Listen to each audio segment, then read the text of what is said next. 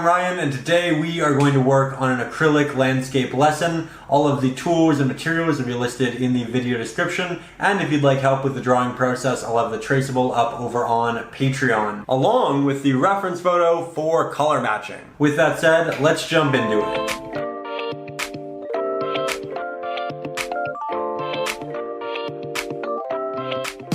So we're going to begin here today with this round pointed brush. As you can see, the top is quite sharp, the edges are a bit more smooth, and that's great because it gives us an opportunity to work with detail, but also to create some really soft edges for clouds. It's a very useful multi-purpose brush. With that said, we're not going to grab our paint just yet. We are going to start with a little bit of water. When working with acrylics, I almost always like to dip the bottom third of my brush right in some water here and wipe off the excess. This is going to help us condense all of the bristles so we don't have any strays. It's also going to work its way into the paint and ensure that it doesn't dry as quickly and that we can drag it out a little bit farther than normal. That said, we don't want to thin it too much, so we do wipe off that excess and make sure that it's simply damp, not wet. So we know our brushes, we know our water, and now we're going to know our paints. Here we have a Mars Black, a Cadmium Red light hue, a Primary Red, an Ultramarine Blue, and then finally a Titanium White.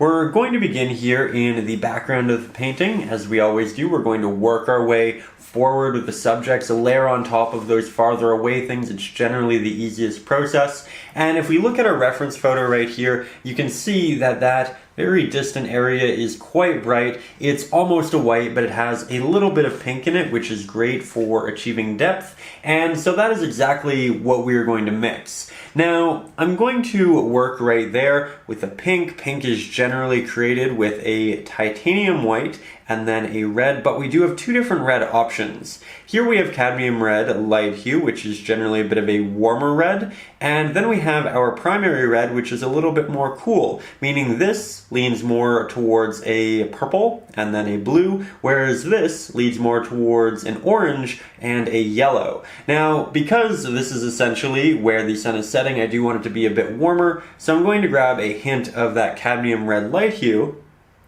just a little bit, taking off the excess here. We really want just a minute amount, and I'll mix that into our titanium white right down here, mixing something that is very much quite bright, and then we'll just start painting that in. It arguably could be even more white, but with acrylics, you're generally going to want to paint multiple layers because the pigments are just inherently so thin. So what we do is we figure out where we want these openings in the clouds for the most part, where we want the very bright portions of the clouds to be. Then, we'll grab a little bit more of our colors, mix that up, come back in, do a second layer. Make sure that we don't have any of the tooth of the canvas showing through. I'm also moving over portions of it very softly later in the process once we have it applied. And that's also going to be great because it's going to smooth everything out for you. There we go. And hypothetically, the brightest point here is kind of at the bottom, and then it should get a little bit darker as we move up. So, if you want, you can slowly interject more white into your mixture, apply that to the bottom areas and layers, and then just blend upwards. I'm also painting over portions of my clouds. That's not an issue. We can always redraw them in.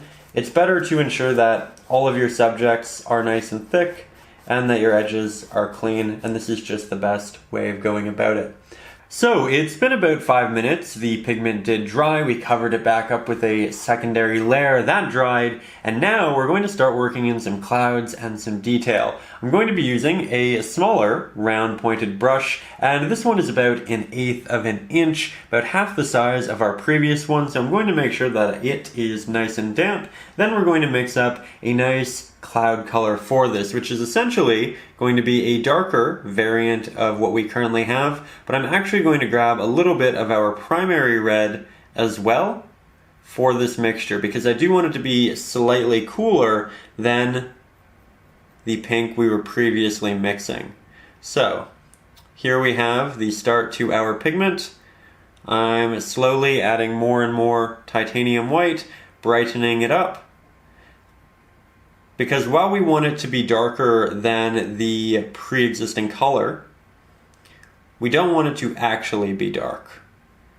We want it to be a nice stepping stone, and we don't need heavy contrast absolutely everywhere. So, I like that color a lot. I'm going to now pick up my reference photo, just do a little bit of a test, make sure that it does look good, and I do like that quite a lot. I think it's slightly more saturated, but I do like that aesthetic in these scenes. So, what I'm going to do is I'm going to apply this initially right down here, because there is a line of clouds kind of getting lost behind the landmass in the distance.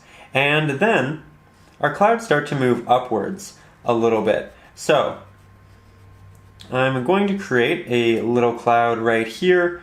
We can create some little offshoot pieces by tapping very lightly. And because I essentially mixed my paint with this brush and then I started applying it to the canvas, my brush is actually fairly difficult to work with. Generally in those scenarios you want to take off the extra pigment, so I'm going to do that now, just make sure that it is nice and clean so that we do have that nice sharp tip to work with. We don't have too much extra paint. And now we'll grab a little bit just on the tip. This will make our lives significantly easier.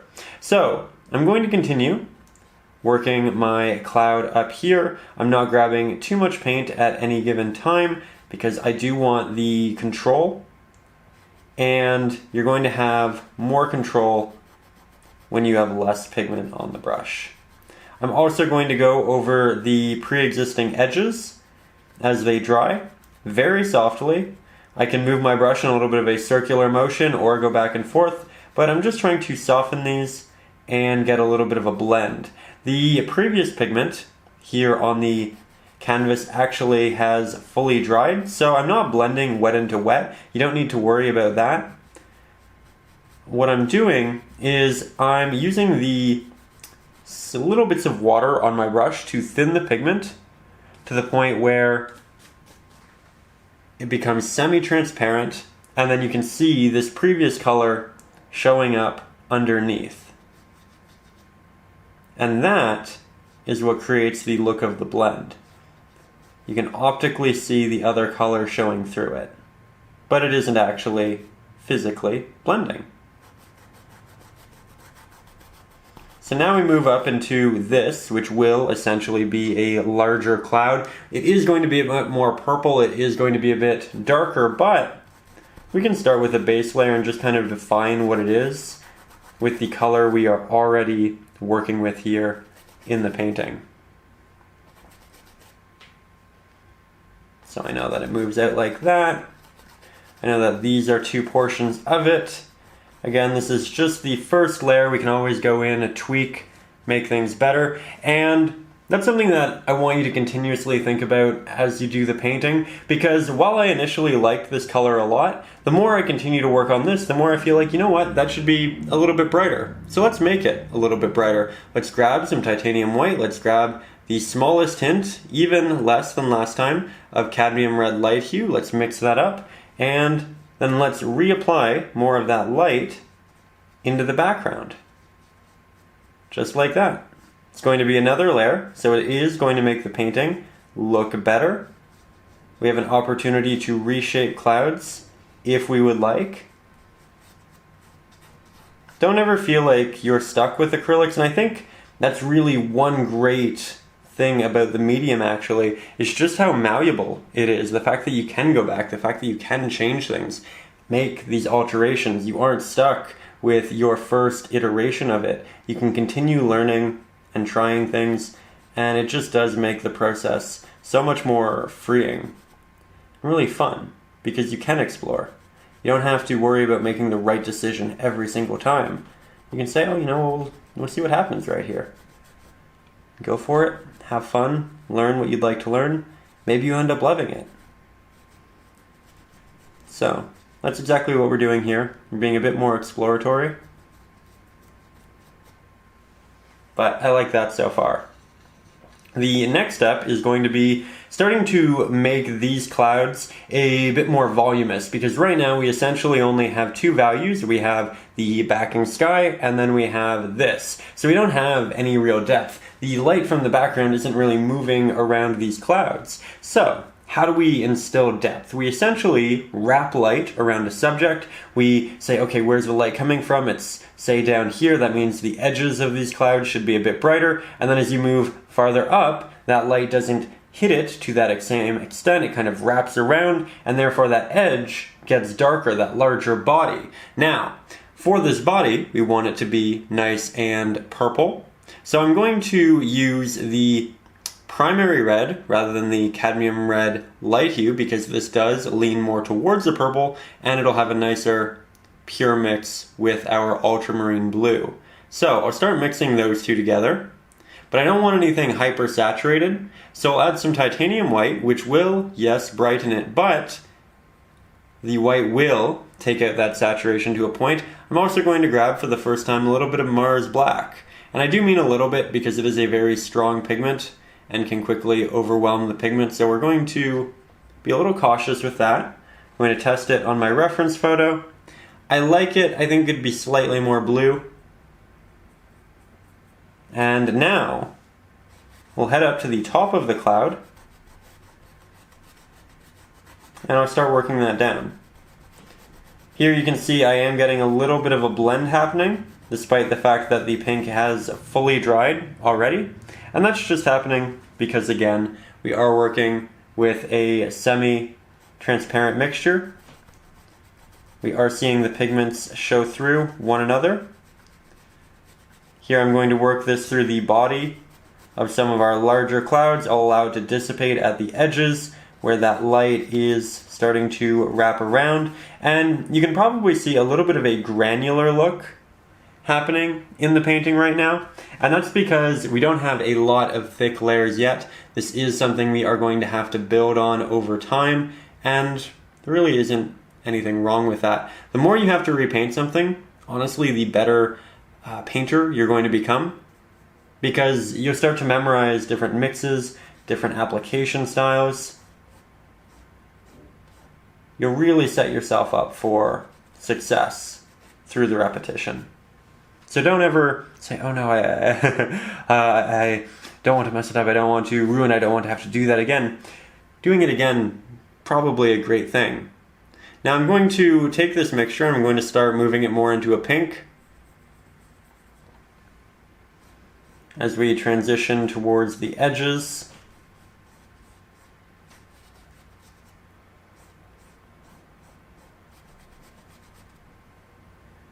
We can do a little bit down here. You can see that we're starting to separate clouds, different types of clouds. Some of them look more thick than others. And admittedly, this is going to look a little messy for a little bit. That is one of the drawbacks of working with acrylics. They do require a lot of layering. So before those layers are really interjected and worked in, you do have something that looks unfinished. And it really does require you to kind of have faith in yourself, have faith in the process, work through those awkward stages, because they happen to all of us, and that is entirely okay, and they are entirely something we can overcome. But they're also, again, natural, and regardless of your skill level, inevitable to a point. Because you just need thin layers initially. You need to plot where things are going to be. You can't go in with hyper thick paint all the time, because you also want different levels of transparency. So, just a couple of things to consider through your painting process. Don't get discouraged when it doesn't look incredible initially, because it's not supposed to. Because that's just not how the medium works, and that's okay. Here you can see that the sky is getting quite complex. We have a lot going on. I like how interesting it's getting. That said, I definitely need to do at least one more layer for all of this, so I'm going to let it dry, probably wait 5 minutes, I'll do that second layer, then we'll come back and we'll continue together. But I would like to note that we're taking a number of breaks, and we will continue to do so because we are working with water on our brush, and the water on our brush is thinning that pigment. Eventually, there might be too much of a buildup of water on your actual canvas to really work with the paint appropriately, because it'll just really thin anything you try to put on, and therefore you won't get your thick applications, your blends the way you want. So recognize that that can happen if you're using a little bit too much water, if you're going back to the water too frequently, and it's a very easy fix of just letting the canvas dry and then going back in and doing a second layer. So that is exactly what we are going to do. So I went ahead, let the painting dry, and then I went in and just did a second layer of just about everything. As you can see, it does look a lot better. You can't really see the canvas showing through in any portion, and I think we're ready to move on. Now the next step is going to be done yet again with the smaller round pointed brush. We're going to use this for a lot in this painting because it's just so fantastic. You can do so much with it. And the next step is going to be taking some of our Mars Black, we'll move that to a new spot here on our palette. We'll grab some of our Ultramarine Blue, mix those up, hint of Titanium White, not too much, and a little bit more blue. Then, to make it cohesive with everything else, we'll grab a hint of red, and what we are currently mixing is the landmass here on the horizon. Now, as you can see, I mixed my paint and then I immediately started painting, which means I am going to have a real issue with rendering actually sharp, straight applications because there's just so much pigment on my brush here. So generally an issue, and I would generally advise avoiding edges when doing so. So right now I'm just using the extra paint I have on my brush to work in the body of the landmass, but I'm not really going over any of the edges. So now I'm going to clean my brush. I'm going to grab a very minute amount of that paint, a very controllable amount, and now I can go in and I can work that edge. Because my brush is now a little bit damp, my application is going to be fairly transparent. I think that's very noticeable right here specifically. You can see a lot of that pink showing through, but that's okay. That is just the process of working with acrylics. It's an easy fix. We go back over it once it's dry with another layer or two, and we'll have what we want. I'm also trying to ensure that there's a slight slope to the landmass, and that it's not a completely straight line. I have little areas that come up, then down, up and down, but the general trajectory is on a little bit of an angle. Now another option you have here, rather than waiting for it to dry, is just to mix a lot more paint so that the amount of paint, volume-wise, very much outweighs the amount of water in the mixture and on the canvas. So I can just grab just a lot of pigment here and overwhelm that water. It's still not perfect, but it got us quite a bit farther in the process. So now, rather than going back and having to do maybe 2 layers, we'll probably only have to go back and do a single layer. So while there are limitations with the medium, there are ways of getting around that limitation, and this is definitely one of them. I am trying to go back and add that third layer right now. It's not quite working. There is slightly too much water, and so at that point we just kind of accept it. We say, okay, we'll wait for that to dry, and in the meantime, we will cover more of our subject, different area. And I know I want this to be a bit farther down, and I'd actually rather make this slightly farther down than slightly too high up, because we're going to be painting this water on top of this. So if we have a little bit of extra space, a little bit of leeway to move on top of, that's actually great. Rather than painting this a little bit too high up, then not quite meeting that area of the water, so then we have to move the water up, and this is just a safer way of proceeding. I will also grab a little bit of this, and I don't see it in the reference photo, but I'd actually like to continue this over here. If you're working from the reference photo from up over on Patreon, don't ever feel like you need to follow it exactly. It is there to help you, to aid you, to allow you to color match, to allow you to see different details you might not have noticed. It is not there to handcuff you and say, you have to do exactly this. Please feel welcome to take artistic liberties, have fun with it, make it your own. Again, it is there as a resource, not as a strict mandate. That said, I do really like that. We can go back in a little bit later and add to it, but for now I think we'll let it dry and we'll head up into the next cloud. So let's get a little bit closer and do just that. We are now going to start working on the second cloud in our painting, which is right above that initial one right there. And we're going to go back to the larger round pointed brush for this situation. Again, this one is about 1/4 inch. And we're moving back to this because it is a rather large area to apply paint to. Now, I have a couple of different options. We have the darker base layer like that we could incorporate. We could start with the real highlights, and I think I want to build those highlights on top. So I am going to start by mixing up a color just like that. We will grab a little bit of our cadmium red light hue, move that down there. We'll grab a little bit of our primary red. Of course, we need our ultramarine blue in the mix. Then we need to desaturate it. So titanium white and Mars black. I can already tell it's going to need a little bit more blue. So let's work that in. Then we'll test on an area we feel isn't too important, and I can already tell this is significantly darker. So we'll go through the process of trial and error. We said it's too dark, so we added more titanium white. Now we'll try again. And look at that. We almost found its perfect match. It needs to be slightly more blue, but there it should be. Now, I'm going to head up to the top here because this is essentially going to be definitively the darkest area. As the light's coming from down here, this is going to be the back of the cloud, the area in which light isn't really going to be hitting. So we'll work that down. Like that.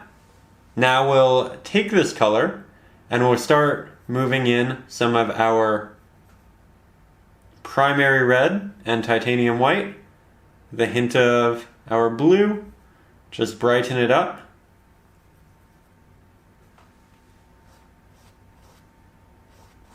Work that around those edges and into the actual pigment. It should still be wet, so you can actually do a wet into wet blend here if you'd like, but you don't have to. Wet into dry will also work, as it has in the past. Then we're going to continue moving more into the brighter areas, but this time I am going to start transitioning into the warmer red that we've been using for the outskirts of all of these clouds.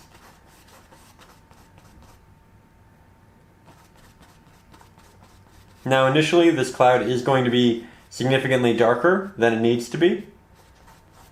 But again, it's all about that layering process. And we're definitely getting there. Looks a little abstract right now, which is fun. Add more titanium white to the mix. Really like this. You can tell it's very thin though. There is a lot of canvas showing through, and that is something we will remedy in future layers. But here, we'll just do a little bit of a blend up, trying to be very soft with my brush, especially because we do have a lot of water, which means if we apply a lot of pressure, we'll essentially be stripping the paint off the canvas, and we don't want that. So we have the base layer for our next cloud. Very happy about it. Going to now switch to my smaller round pointed brush. Make sure it's a little bit damp. We'll create a significantly brighter mix. Again, it has to be close to what we have here, so we'll grab just a hint of what we did have. We'll grab some titanium white. And we'll just apply that right there.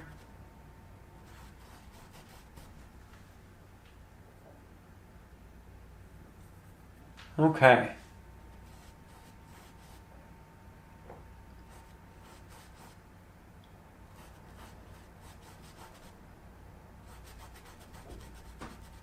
You can see we now have two different areas in this cloud, which are diversifying it, making it more interesting.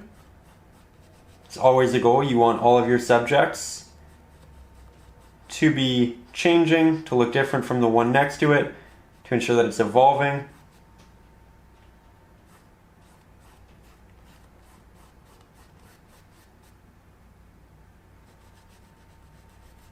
Just doing a little bit more of a blend up. We are getting to the point where it is a wet into dry blend.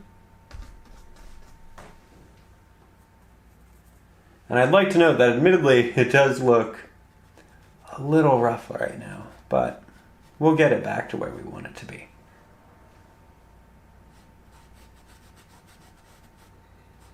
That said, it is getting a little bit watery, so very soon I think I'm going to just let what I have dry and then go back in with a secondary layer. It's definitely a good base though. We can't see any of the canvas showing through. I think we just need to brighten it up like that. We need to make it a bit warmer, and then we'll have something really nice. So, back to another little break. And these breaks, very efficient for making a cup of tea, very efficient for staying hydrated, for, just doing all of those little things that it's so easy to forget to do when you get lost into a painting. So, make sure that you are staying healthy in the process, and I will see you in just a minute.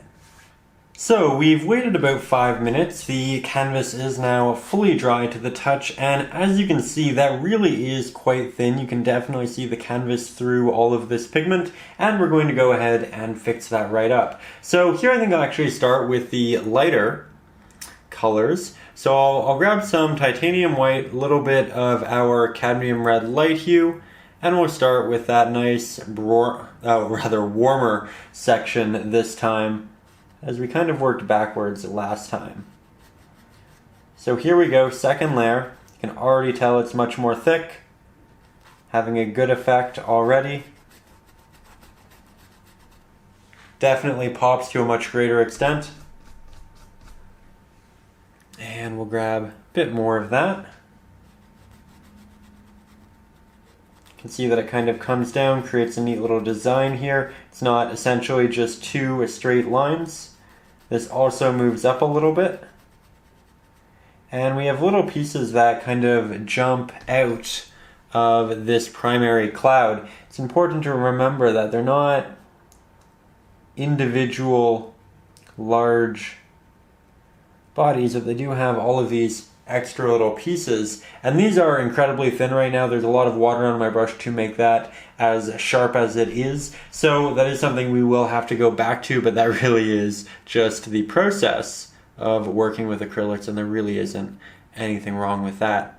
So here now, I'm mixing up a bit more of an actual pink. We'll test that down here, looks good. We'll start to build this upwards through here a little bit too. And right now it's definitely too saturated, but we can fix that by continuing to blend. Grab more of our very bright pigment, titanium white, work that in here yet again. Blend that up into the very saturated pigment, and just like that, it is much more muted.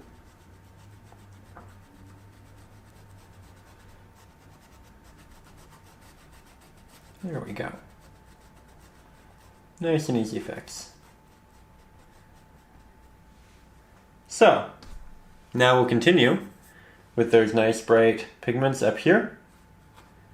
We do have the cloud kind of expanding in this neat way. We're kind of changing the axis of the bottom, so the clouds are moving initially like this, and then they kind of move to that direction. We'll need some of that pink for the top. Let it get a bit more saturated, and then we will have to blend into what we have right there. So for that, I think we'll also grab some of our blue, our red, and you know what, I think we actually have the mixture right over there. So that's what we'll work with. One reason I really don't like cleaning my palette mid-painting is you can generally use the actual palette in different portions to check your mixes and just make sure things are the way you want them to be. Here I think we can have a little bit more saturation.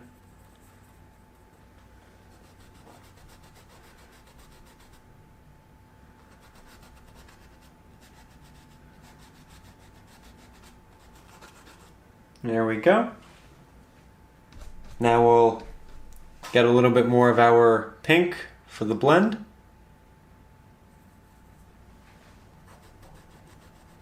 This is a good mix between both colors. We're kind of doing a wet and a dry for the bottom pink and a wet and a wet for the top more bluish purple.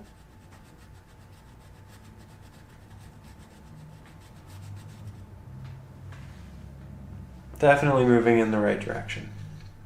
That said, without a sky, this does look a little bit odd, kind of without real visual context.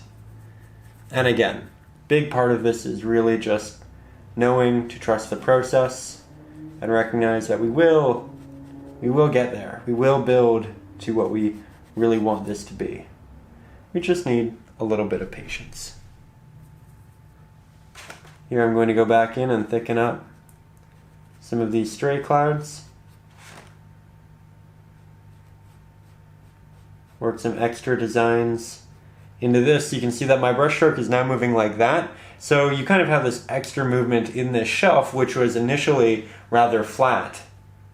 It's not something I really noticed too much in the reference photo, but it was an artistic liberty I felt that would aid the painting.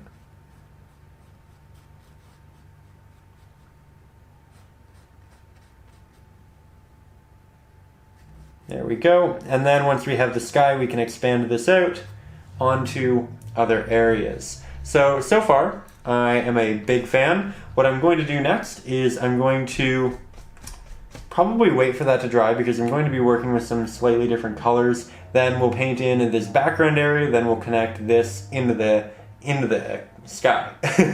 Yeah, okay, that's the plan. Now, because we're going to start working in a much wider, large area, I am going to be working with the larger round pointed brush, and this is actually going to be a very desaturated pink. So we're going to start by grabbing quite a lot of our titanium white. We'll move that right here on our palette. I don't want it to be too stark and I don't want it to be saturated, so I'm going to interject a hint of black. This is going to turn it more so into a gray, and we're probably using, I don't know, 20 times more white than we are black in this specific mixture. Then I'm also going to grab the smallest hint of our cadmium red light hue, but then slightly more of our primary red, as we are going to transition this into a blue eventually, and so having it a bit more on the cool side will be ideal. Now I'm just going to test it on my reference photo. I can tell that it looks quite good, but it could be slightly more saturated and have a hint of blue. So we will grab that hint. We will grab slightly more of our red. I will test one more time. And I am actually significantly happier with that. So we will begin right down here, working this around our previously applied clouds, recognizing that this is going to extend over top of it. I'm going to try to get a soft blend in with this one. So I'm not applying much pressure, I'm doing a slight wet into dry transparent blend, and then we're just moving up in the painting. This, of course, is only the first layer, so this is going to be semi-transparent. That white canvas is going to show through. We're not going to have the most natural representation, iteration of that color, but it's a good start. And then as we get up here, we're going to work in a little bit more blue, a little bit more red.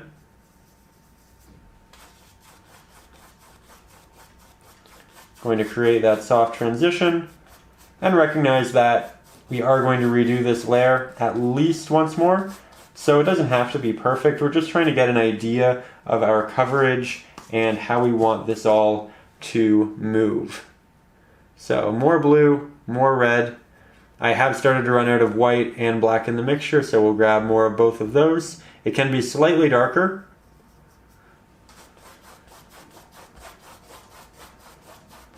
Good, still moving in the right direction. I'm not too worried about these edges, by the way, because they are something we'll have to go over again anyway. But you can tell that the higher up we get, the more saturated it gets, the darker it gets, and the more blue it's going to get. That said, again, very, very streaky right now, partially because of the amount of water we have, partially because we're using a small brush and I'm trying to extend the paint farther than it would like to be for the example here, but we're definitely moving in the right direction.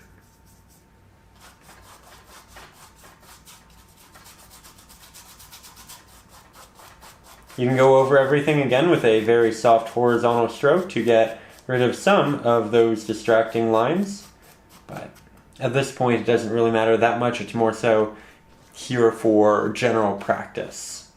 That said, I am now going to let that dry now that I do have a good idea of how I want to go about it, and then we'll come back in, do the proper layer, then we can go back and work on the clouds. So we're kind of jumping back and forth between things, but it is a very advantageous way of painting just because it allows you to disassociate from a specific subject, remove yourself, and then look at it objectively and then come back and fix it, right? So it's not doing something saying, okay, I'm done, and then just kind of moving forward. No, as you paint, you learn, and now you have an opportunity to re-interject these new ideas you have into these previously applied single layer subjects. So just something else to consider, but again, I will see you in a second. So we've now given everything a good amount of time to dry. We know what colors we want and how to mix to them. So we can start really committing to a larger amount of paint.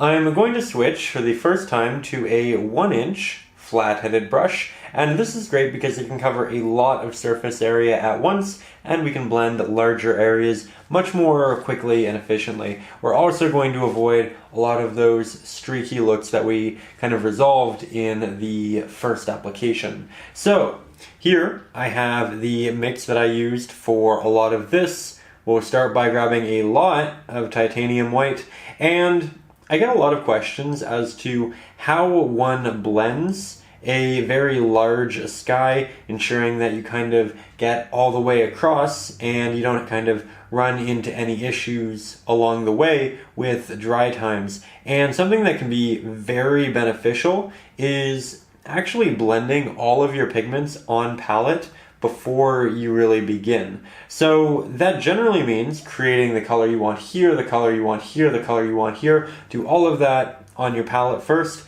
and then start applying them relatively quickly. But if you don't have to pause between each application to remix a new color, it will be significantly easier. That said, I think I can work quickly enough, and so I'm actually going to just paint and mix when I need to. So this is much more thick than the previous application. I'm going to try to avoid having my hand in the way here. Might mess up once in a while, but we'll try to keep it as focused as we can. That said, I'm starting to move up. We'll start to move more blue into the mixture.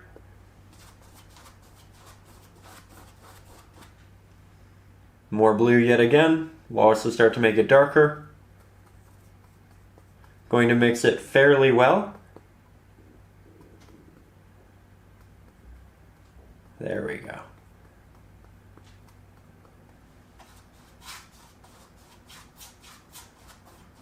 going to blend that softly down into our previous application. So I'm applying very little pressure, just creating a bit of a gradient. Then as I start to move over here, we interject more blue. We can still have a hint of the red though. The primary red, that is. So, now that we're blending over to the left-hand side, we don't have to worry too much about this drying because we don't need to go back to it.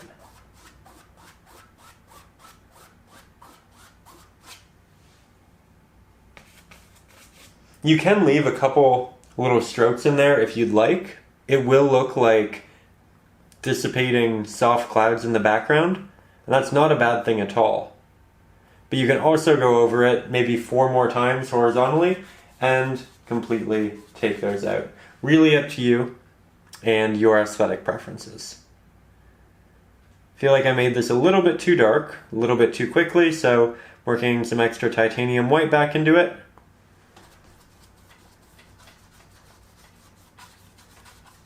Here I'm kind of scraping the brush into the canvas to ensure I work through all of those really small areas of canvas tooth, but it's something I generally wouldn't advise. You want to work softly on the canvas, you want to ensure that each area has a lot of pigment, and a lot of pressure shouldn't be required. Reason you want to avoid it generally is because you can kind of take necessary paint from one area, move it to another, and then leave the initial area just with not enough pigment, and it can look rather thin. The longer you paint, the easier it is to kind of avoid that and to recognize when it's going to be an issue and when it isn't. But if you're just kind of getting started, again, not something I would recommend. So far things are going really, really well. I can tell that my pigment is starting to dry though. So I'm going to kind of buckle down here and accomplish as much as I can rather quickly. That said, I'm also using the edge of my brush to cut along those rock faces, and that's another real benefit of the 1-inch flat-headed brush. There you could see I did go over the rock though. Don't worry about that. We can always go back, redraw it in. If anything, much like this landmass, it's better to go over the rock with extra pigment than it is to avoid it and then kind of have a bit of white canvas separating both the rock and the sky. There we go.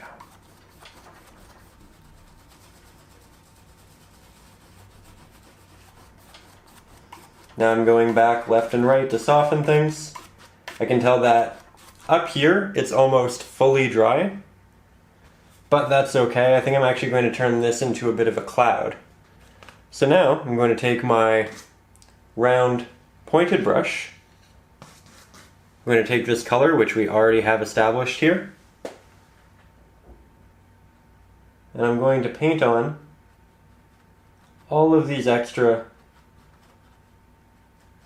little areas of the cloud that are kind of protruding, coming out. I can see it very softly in the reference photo. I might make mine slightly more obvious just because I do want my sky to be a bit more visually playful. But again, it's not necessary. Just something I think I'll have fun with. I really like subtle clouds like this, but I also have a tendency to kind of elaborate on things until they really stand out. So, as an update, it's actually been a couple of days since the last little session here with our painting, but I did go ahead and add a couple more layers to the sky as a whole, and I did that because, again, acrylic paints are fairly transparent. There's something you have to do a lot of, and I thought it also worth noting that we don't always get everything right on the very first try.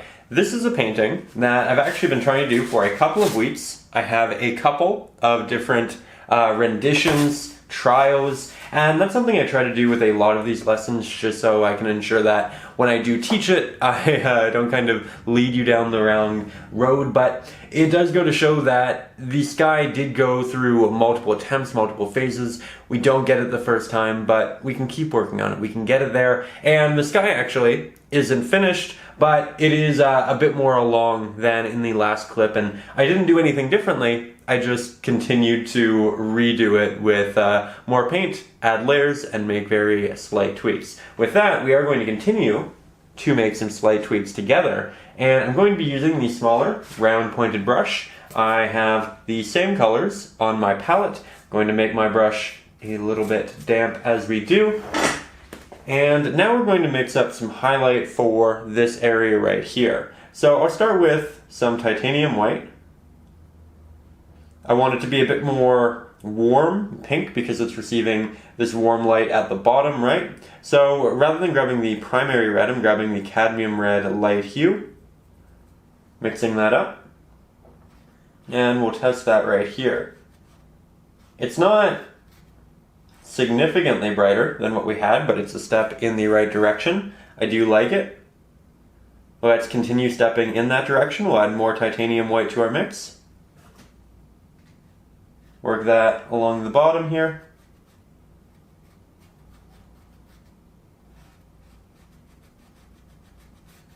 There we go. Does feel like a natural highlight. You can tell that we're not going in with a strongly opaque pigment to begin with. Taking our time, making sure it's progressing the way we want it to.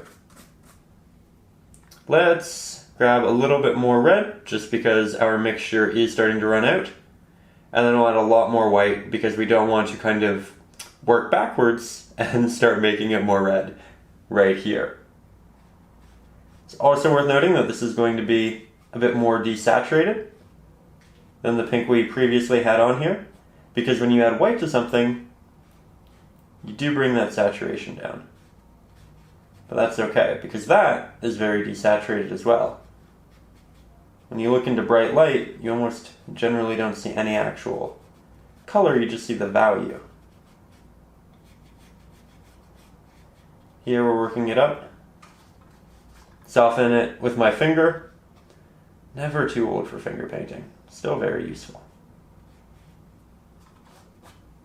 We're trying to let it dissipate as you move up, by the way. So you can see that it's brightest here. And we can even work that in a little bit more if we want. But then it slowly dissipates. Here I am blending that white up a little bit just so it doesn't have a hard edge. Though you could have a hard edge if you wanted the bottom of the cloud to be fairly sharp. That is an option. Really up to you and kind of what you would like to do with the painting. So far I like that though. Feels much more natural. I think I'm also going to deviate from the reference photo a little bit and maybe add a cloud in right there. So we will use some of the primary red for this to get that nice darker but more saturated purple for the shadow. So I'm using my primary red, Ultramarine blue, Mars black, titanium white. I think that looks fairly good. Let's test it. Oh wow, that is so close. Wonderful. And I'll just make these a bit more horizontal, not perfectly straight. Just add some extra detail to it. Then we'll grab our highlight color. We'll go to the bottom. This will literally blend into it. And I say literally because in a lot of scenarios here we're painting wet into dry and we're getting kind of an optical blend with the paint showing through. It's not actually blending though. Here we are actually blending that paint. I do want a bit more of our warm red in it.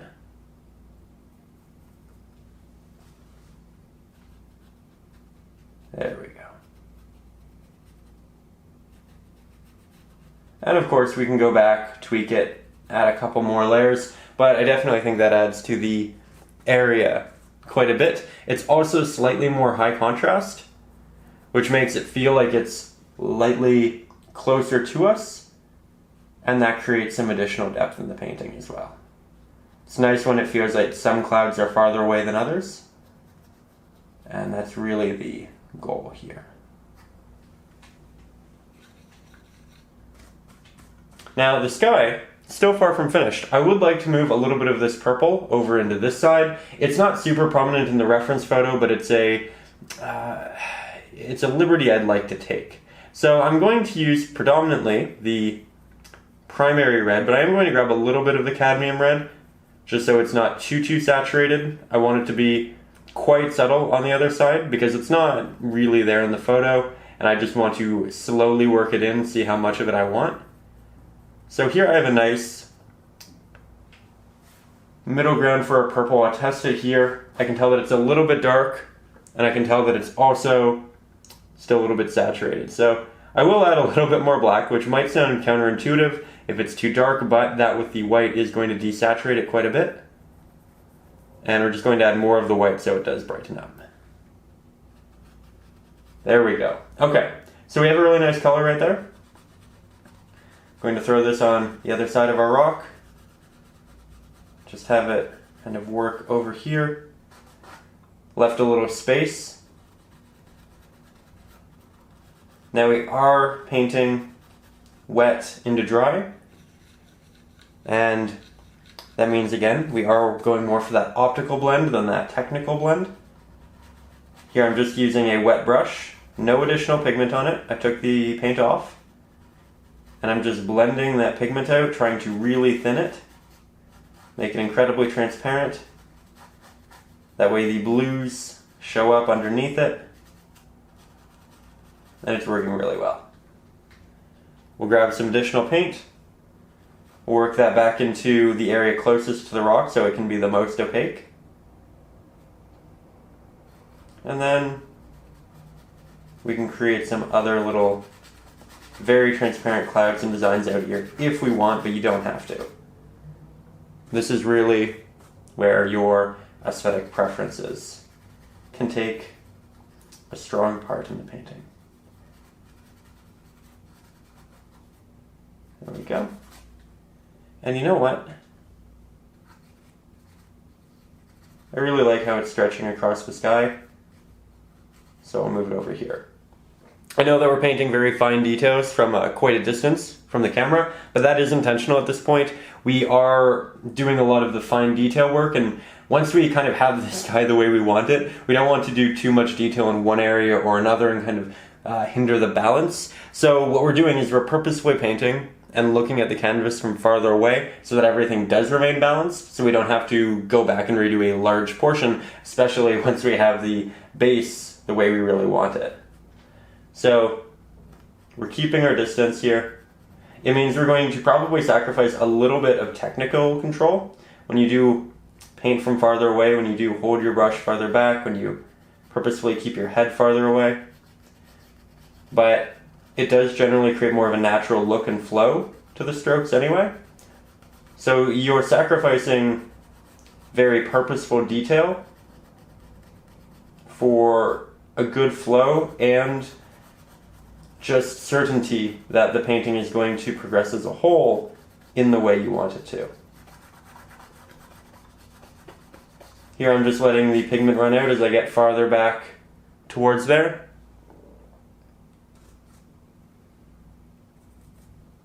Loving the added purple on this side.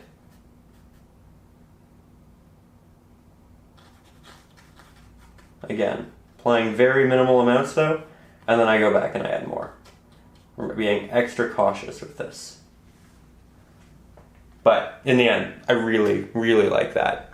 So, that noted, we are going to continue. Now moving down here in the sky, we still have to do this area and this area. This is probably going to be close to this, but it'll be getting a little bit farther away from that light, so it will be darker.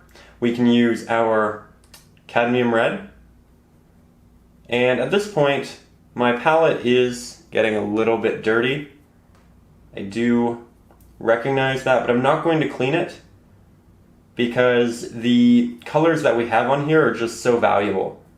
Being able to see exactly what we've mixed for a canvas is kind of like a cheat sheet, and it helps us find our colors in the future. So even when you might start mixing, you go, oh wait, where is that color? I just mixed it. Something on my palette's wet, but I can't find it.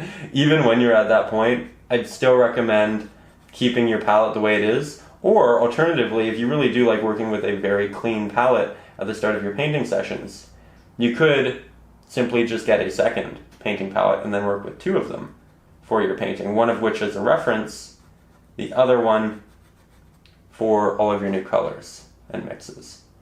Again, up to you and personal preference. I'm going to move more into my blues,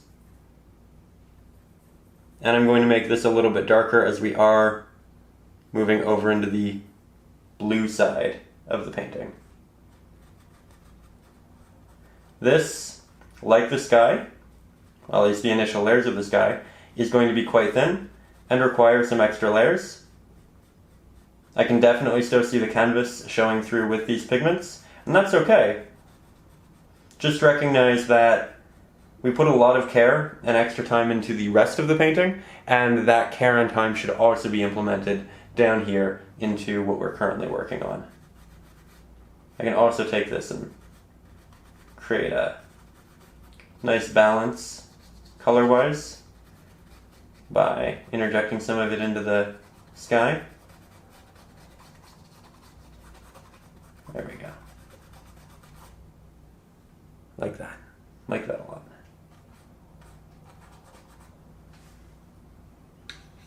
Okay.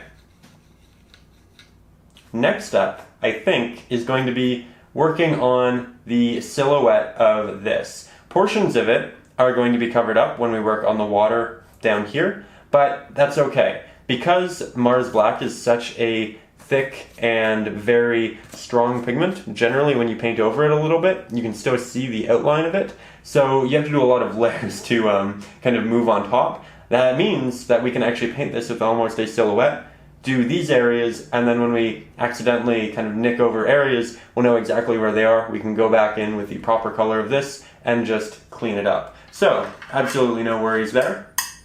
And we're going to go into this with a new brush.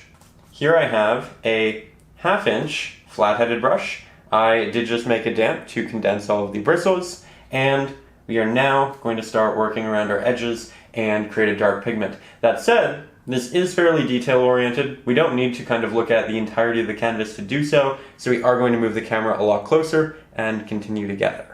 So here we are, significantly closer, and this is essentially a very silhouetted rock. A lot of the light is coming this way, we're looking at the back of it. It isn't necessarily a bright scene, and so I think a lot of us would innately say, or rather feel, that it should be just a Mars Black, but it's a rather cool scene, and we do have a lot of blue light kind of reflecting on everything, especially here in the foreground, farther away from that light. So we're going to take some Mars Black here, find a new spot on our palette, because we are going to be working with a very dark pigment that doesn't really coincide with anything else we've worked on.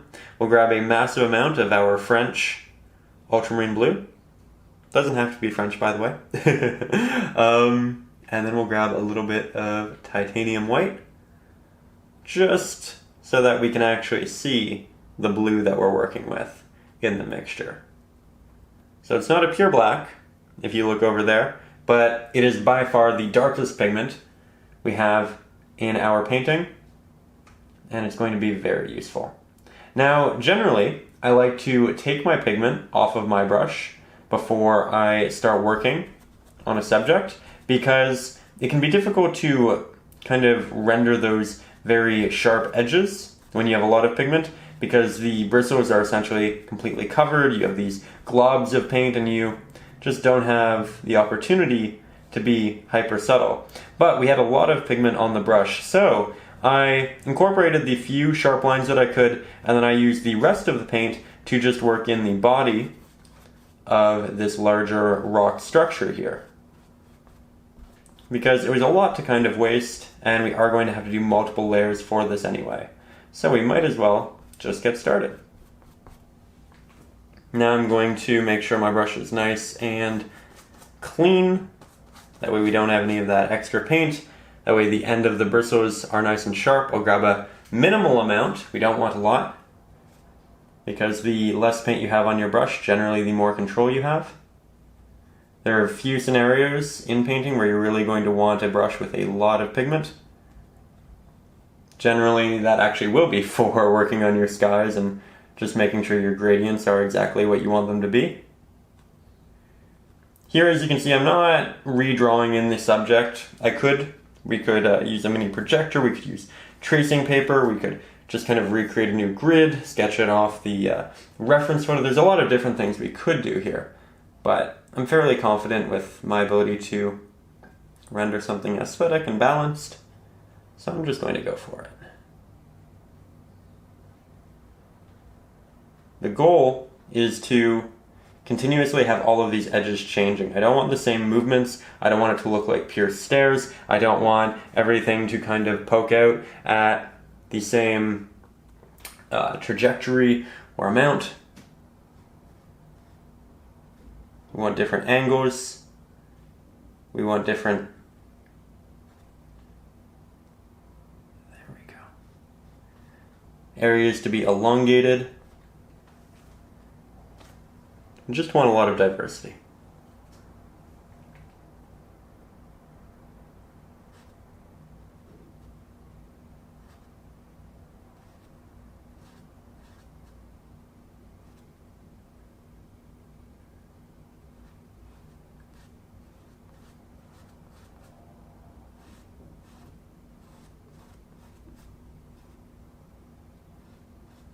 You can see just how thin that is.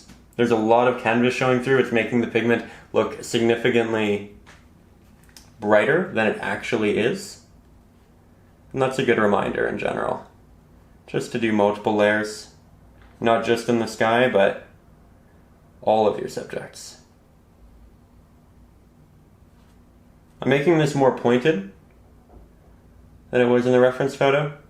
A bit more tall looking. I just think it'll look quite fun. It also doesn't build up to kind of the middle. I have it slightly more off to the side right now. A little more asymmetrical. We definitely need more pigment. So blue, black, hint of white. Definitely more blue. Don't be afraid to grab and mix a lot of pigment. Remember, we don't want to be hesitant, and we don't want to create thin layers.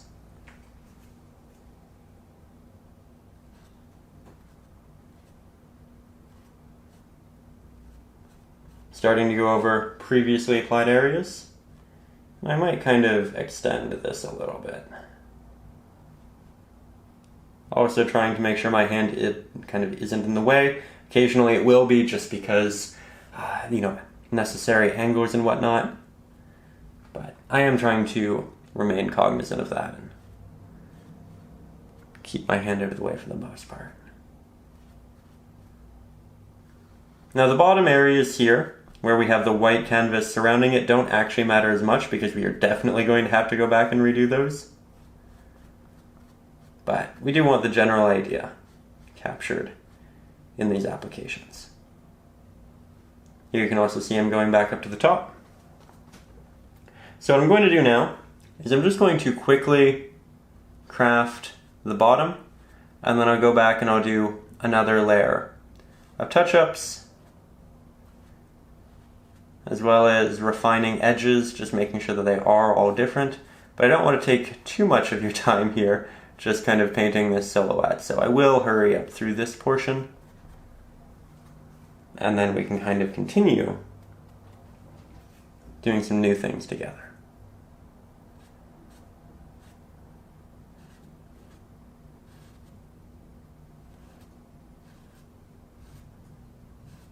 You can see how I'm crafting most of the edges before I kind of move in. That's because when I have very nice, clean paint to apply, when I know I can render those sharp edges, I do it. And then when I just have extra pigment on my brush and I know that I can't really get a nice application with it, a nice clean line, then I tend to move in and just make use of whatever's left.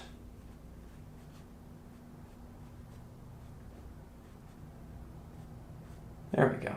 I think this is turning out really pretty. So, what I'm going to do now is I'm going to let that dry. I'll go back, I'll do a second layer, I'll probably refine some of those edges, just, again, make them a bit more interesting. And then from there, together, we will start working on the water. So I let my rock structure dry, went back, did a secondary layer, and all I really had to do with this was 2 layers, and that's particularly because titanium white and Mars black are quite thick, much more so than your regular hues. So while you may have to do 2 or 3 layers in the sky, 1 or 2 might actually do for this. You're generally working with 1 or 2 less layers. But with that, we're now going to start moving into the water, and we're going to compartmentalize it because there's a lot going on in the image. Generally, water is quite complex, and the best way of going about it is kind of sectioning off pieces, giving yourself very realistic goals, and then kind of having that reward of finishing it, then moving on to the next part. So we're going to work in this area right here, and I'll just make a little line so you can see. We're going to work in this top area. That is essentially where water that you can actually, kind of dip your foot into extends to. And then this is going to be more wetland with other smaller divots which also have water. But this area and this area are going to look very different, and it's important to recognize that when painting water because generally it's not all going to be done in the same way. That noted, we are going to be working with the 1/2 inch flat-headed brush. We're going to make sure that it's nice and damp, and we're going to start by creating a pink fairly similar to what we have there. So we're going to grab a little bit of our primary red, quite a bit more of our cadmium red light hue, titanium white, and you can tell that my titanium white at this point, it's quite diluted. It has little mixtures of other colors. That's okay right now. We are working on the reflection. It doesn't need to be a perfect rendition of what we have in the sky. Water is generally a slightly darker color than what you have in the sky, actually. So it's okay if we get a little bit of blue, a little bit of Mars black in there, but we're essentially looking to create something fairly similar to what we had here, and I'll test it. Still working with something slightly brighter, so you know what, we will add a little bit of Mars black. We could also add red to darken it, and we will do that a little bit, but you don't want to add too much because you don't want to saturate it too much. So we'll just add a little bit of our primary red, a little bit of our Mars black. We'll try this again. And now it is just a very slightly darker rendition. So I'm going to take my pinky finger, going to apply it to the side of the canvas, eliminate some shake from my hand. Then I'm going to create a horizon line with a series of strokes. Some people find it easier to do it as one long stroke. I personally find that when I do that, sometimes I get a bit of a curve up or down, so I like to break it up into a couple little strokes. And then I'm just going to fill this area in. I'm going to work around the edges as best I can, but I am going to be accepting of the fact that we are going to go over it a little bit. It's going to look a little bit messy for a minute or two, but we will go back and we'll just fix that up once we're done with this portion of water. So we apply that, looks good so far. Let's start working in some blue, transitioning it to a purple. So we just have a little bit of blue there. Here's a bit more. We don't need that much. Excellent.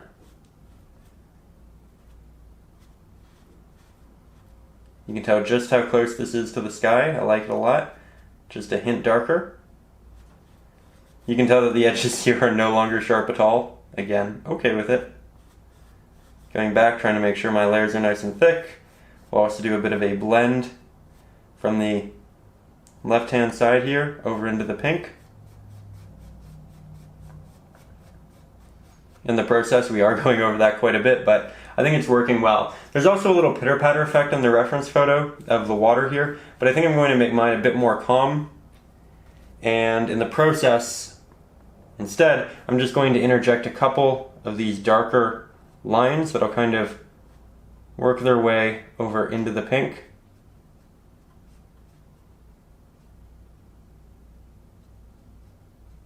See that? Little taps, they're blending, it's still wet into wet, and even if it isn't, you can just use a really damp brush to get this subtle effect. And the farther away you get, the less of that you actually want. You want it to get more and more subtle, because it's farther away, you can't see as much detail. There we go.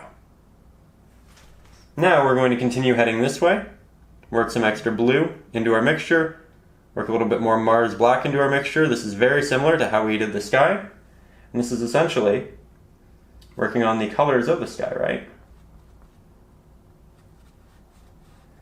Again, great job matching that, but again, making it darker.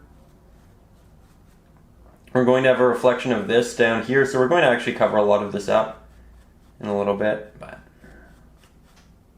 it's good for now. Nice to have that base layer, so if we don't want to expand the rock reflection all that much, we don't have to.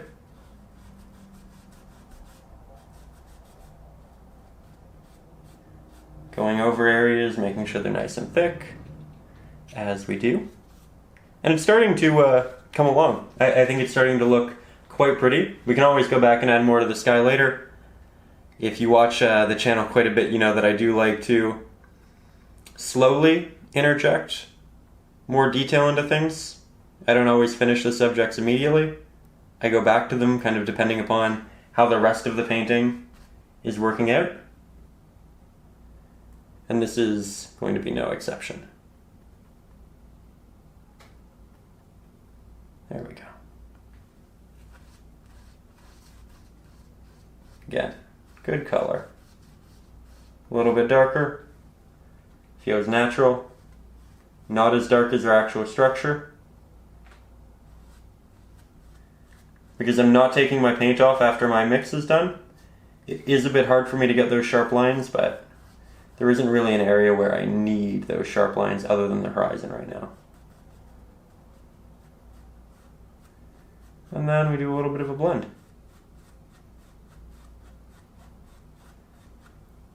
So we have a gradient, brighter on the right hand side, darker on the left hand side, all of which is slightly darker than what we have in the sky, all of which is slightly more saturated than what we have in the sky, minus maybe this area right here, but even that's debatable. And I think that looks really, really good for now. So, next step, I think we're going to let all of this dry, and then we're going to go back in and we're going to fix the edges for our rock structure. So I'm going to give this 3, maybe 4 minutes, and we'll jump back into it. So everything's had a good chance to dry now, which means we can head back in. Also, for the record, if you're wondering why we wait in between so many of these processes, we just don't want to dilute our paint and have it turn into something we don't really want it to be, right? We just have a lot more control if we do have a little bit more patience, and waiting in between portions of painting can also be extremely beneficial because you have time to think about your mixes, how you want to go ahead with your painting. It's really just a great opportunity for reflection, and that is such a big part of painting. With that, here we are, right back in to these details. We have an opportunity to kind of reshape portions, have some fun with it. Doesn't have to be exactly as it was before. Now that we have this new element in the painting, we definitely have more of a feel for what we want it to look like in the end. And therefore, iteration is definitely something we can play with.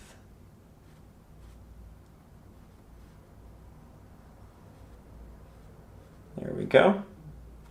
That's fun. I'm also doing a slight blend back up into the previously applied areas by using a very soft touch with my brush.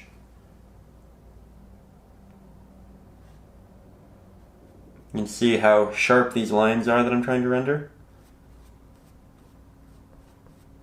Blending back up. I think we'll grab a bit more paint here. And I think I might actually expand this side a little bit. Not much, but a little bit.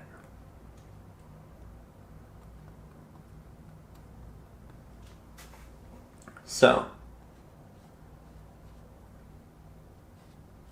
now we're going to start moving outwards.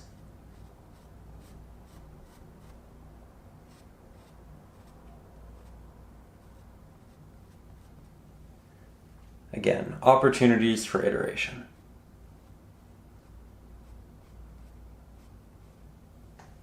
I like that a lot.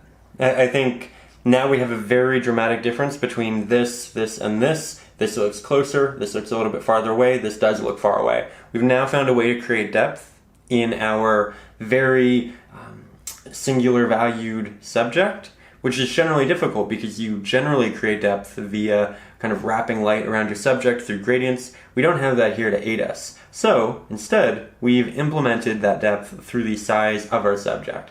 And now I think it actually looks really, really nice. That said, I'm going to just do a little bit more of a touch-up with some of these back pieces, which come off from here.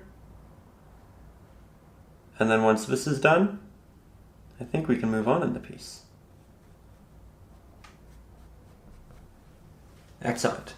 Okay, now the next step is going to be working on more of the reflection down here. We could jump into that right now as we really don't have any pigments in that area to disrupt from what we intend to do. But I think what I'm actually going to do is I'm going to go and clean my brushes, my water very well, because I do want more of a nice pigment like this. And while we're not working with any other colors directly here, we might still have a little bit of color left on our brush in our water dish, and it's really just the safest way of going about it. So that's what we're going to do, and then we'll be right back.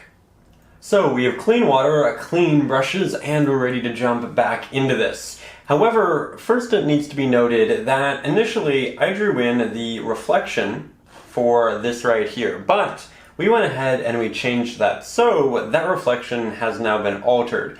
I'm very much now not going to worry about staying within the confines of the general drawing. I'm going to try to work over the areas in which the reflection are going to be, and then we'll paint the reflection on top of what we're about to do. So don't worry about that at all.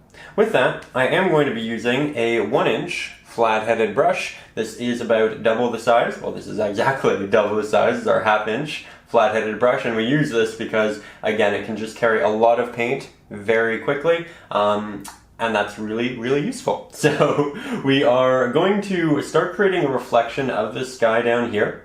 We're going to go with a bit more of a vague application. We're going to have a bit more blending going on, so we're not going to recreate all of that detail, but we're going to recreate the general colors, the feeling, the emotion, the mood, and we're also going to make it, again, just a wee bit darker. So I'm going to start on this side. Generally like to start with my brighter colors when doing gradients like this, and I think this is dry. It is, so we can work on top of that. I'm just checking because I do want a rather large space to work on here. I'm going to grab about 1/2 and 1/2 of each red, because while the real highlights in this area are closer to an actual white and warm, we're also getting the purples from the clouds. So I think I'll start with just applying this right here. So you can see it's very bright. I think we could actually darken that up, saturate it a bit, grab both of my reds. Much better. Really like that. It's a good color. So now we'll say, okay, we have the clouds in the sky right there. Step 1. They kind of move out over here. We're not going to try to move the pigment around too much because we do want it to be nice and thick. If we can do this in 2 layers, I'd be very happy. And okay, we say it kind of moves up to here. And then, for the most part, the rest of this is going to be more of our blues.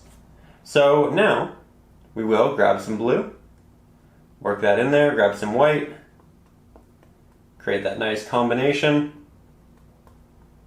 That's really pretty. We can do a test just on the side of the canvas. Looks good. a little bit darker, a little bit more saturated.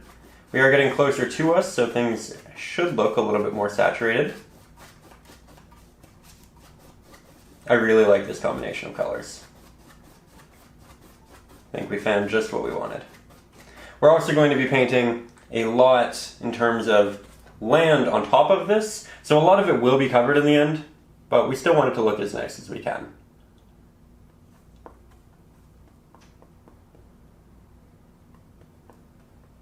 There we go.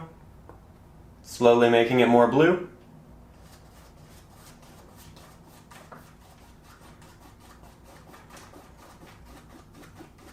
Still painting wet into wet, but if your previous layers have started to dry, remember, all you really have to do is make sure that your brush is nice and damp and you should be able to blend on top of it. Also, this is our first layer, so recognize that it's not perfect, it's okay. We are going to have to do another layer anyway.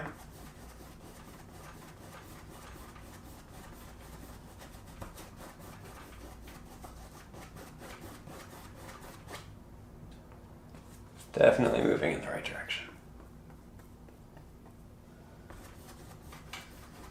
And again, I'm going to paint the actual reflection and the rock in here afterwards, so I'm okay with covering areas that are going to have said rock.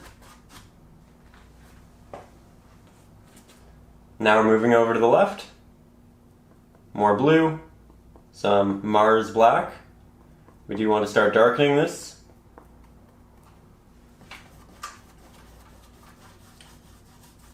Still a bit bright, but that's okay. We can do this over time. Most of the bottom here will be covered, by the way.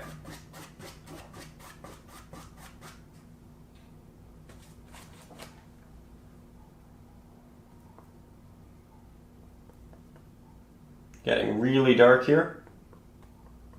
See if we like it.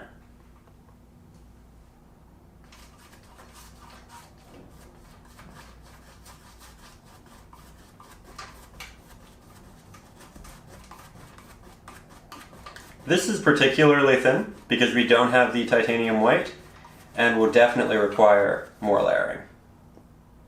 Got a bit more white for the transition area right here, which is now much more thick.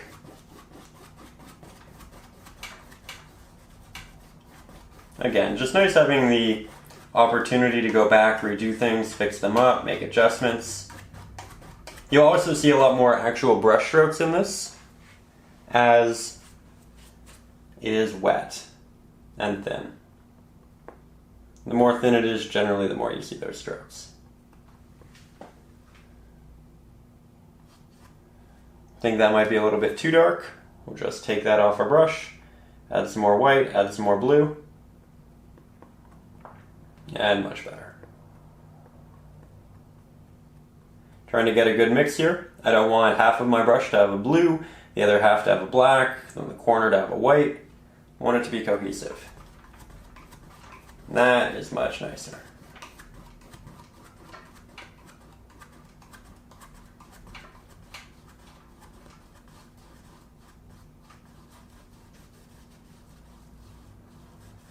Just going to meet the edge of our previous water.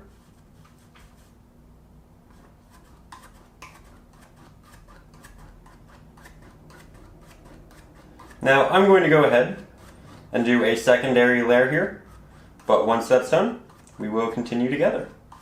So I've gone ahead and implemented the second layer here, and as you can tell, not all of it is still perfect. We have a thin area right here particularly, and I also don't have the smoothest blend through right here either. So I'm taking time out to note this specifically because it's not always going to be perfect, and in this scenario it doesn't actually have to be because we're going to be kind of creating a lot of little rocks in here to go on top of those areas. So if there's an area you particularly don't love, but you really like the rest of it and you don't want to do another layer, you can just kind of decided to add a little bit of rock, a little bit of land to that area, and then kind of move on to the next portion of the painting. Again, because we move from this pink down into the blue, there's kind of this one area here that's generally a bit more to blend.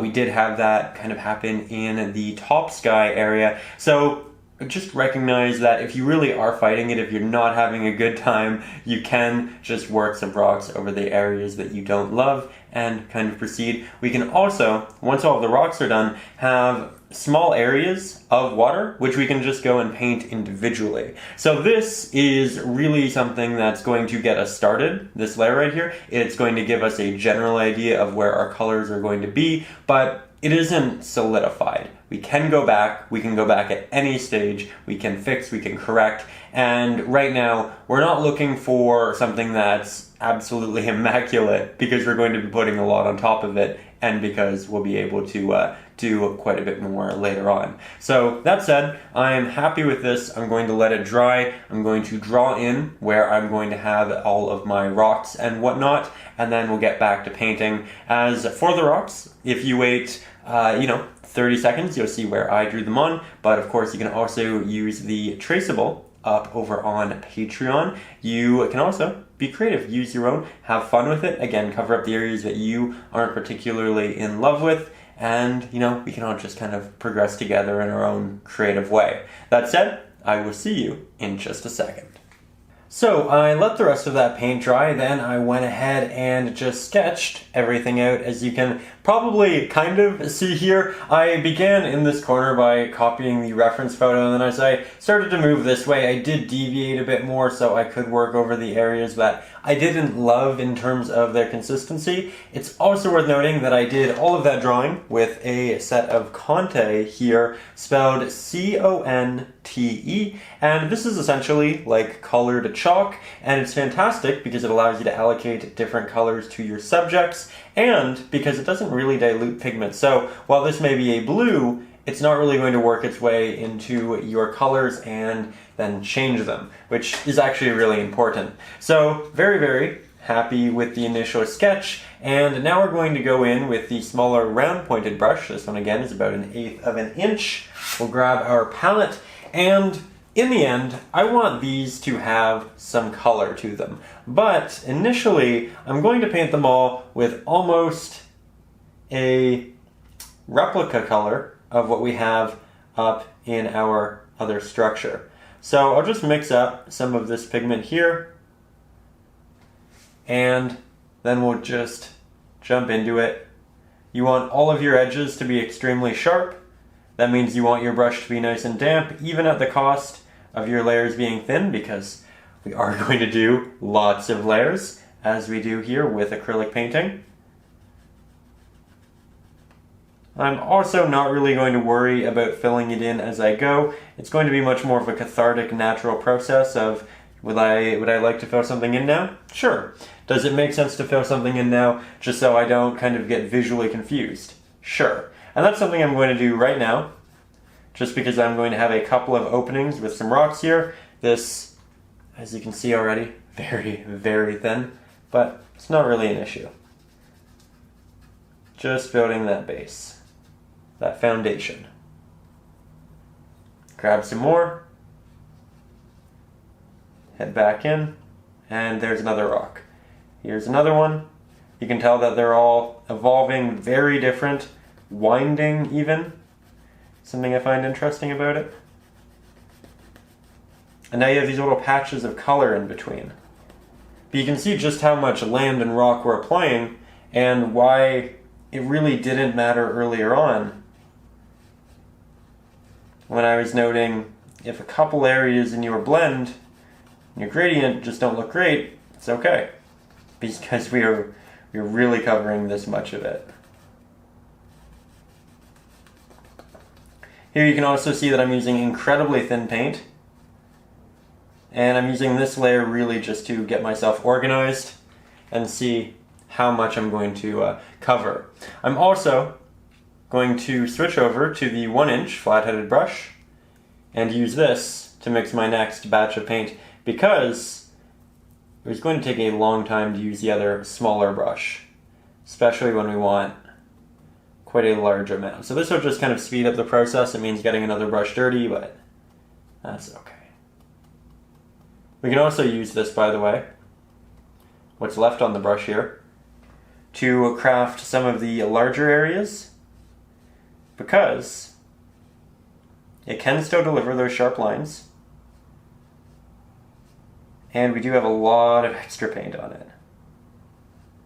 Generally, I don't mind just kind of getting rid of that and moving on, but we had an opportunity here, and a good one. This brush doesn't have as much water on it, so you can see the difference of thickness with our paints. Kind of funny. Seeing what it's eventually going to look like, in a way.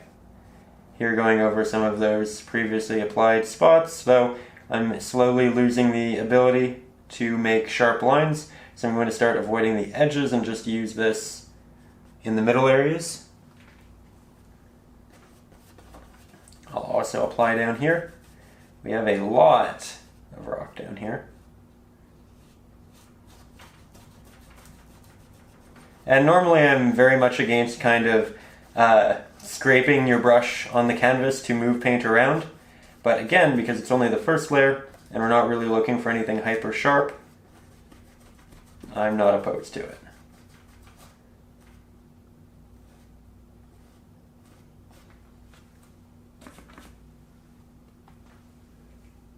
Initially, I did intend just to use this brush for mixing purposes, but there are some larger areas where it is very useful.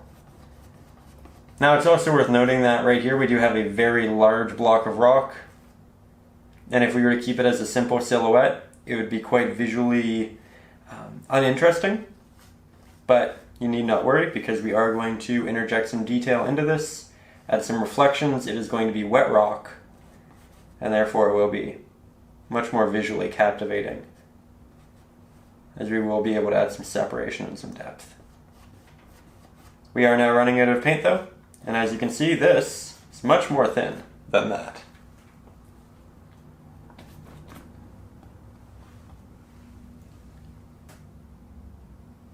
And use the corner of the brush to get some really nice sharp edges. That's exactly what we're doing here. Just trying to draw it all out for you. And then I'll go back and do the thick layer once this, of course, all dries. But if you'd like to copy mine exactly, I will try to get this done first so you can see A, the process of me getting the paint on the canvas, but B, where all of my applications are. What I think is also really quite neat here is just, again, how different all of these rocks are. I did continuously look back at the reference photo just to ensure that things were evolving. And we definitely got it to a neat place. Getting to the point where I'm working on small ones, to the point where I can't use the full edge of the brush. So I'm essentially just using the corner.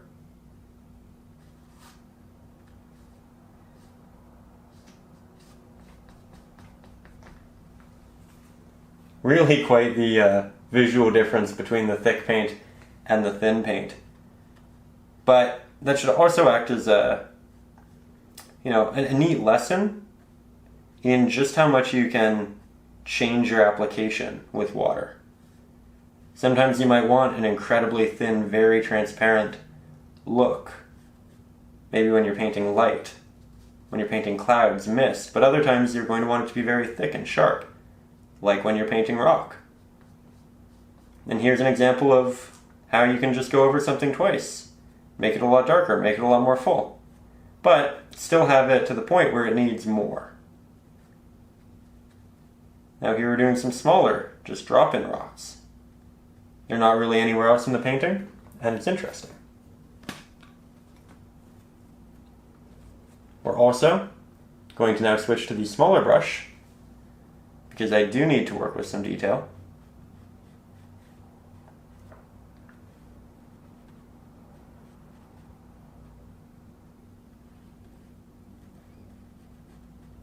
You can also take off your Conte drawings with just a wet brush. So don't feel once they're drawn on you have to commit to them. There was one over to the right where I was about to go and fill it in, and I thought, you know what, I might not actually want that there. And I'm definitely going to have the opportunity to remove it if I want to. So let's go and work on something we do feel much more confident in, much more like we're solidified with it. And then we can come back if we would like to.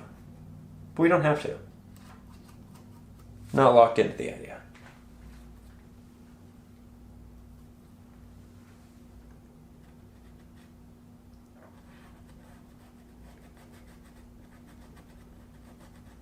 I'm going to have a big reflection of that right there fairly soon.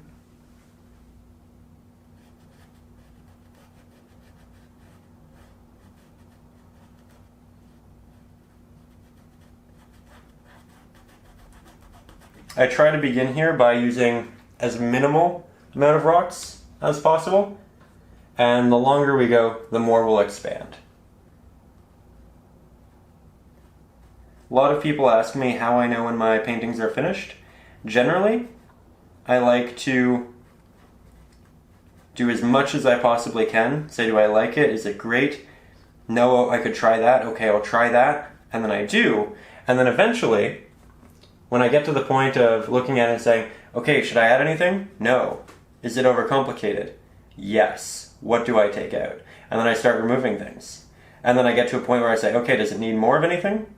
Does it need less of anything? And then if the answer to both of those is it's good, then I'm done. But I essentially overdo all of my paintings intentionally so that I get to try as many things and as many ideas as I want. And then I know if it's too simple or too complicated because it's been both. I've seen it at all stages, and I can have real confidence in the fact that I'm finished with it, that it is exactly what I want it to be. That does mean that it's some extra work, having to kind of rework portions of your painting, remix old colors because you add in things you don't actually end up liking. But you learn a lot in the process. You learn a lot about how you like your pieces to actually be because you actually have an opportunity to finish them and to try different things with them. And I think it makes you a much stronger painter, again, despite the fact that it generally means that you have to spend more time with the piece. And that whole philosophy is something we can definitely incorporate into this right here. We start with the most minimal amount of things. We add, we add, we add, and we'll add to the point where we have slightly too much, and then we'll take away. And then we'll find that beautiful sweet spot and not have to question if we should have done more or if we should have had less. It'll be exactly where we want it.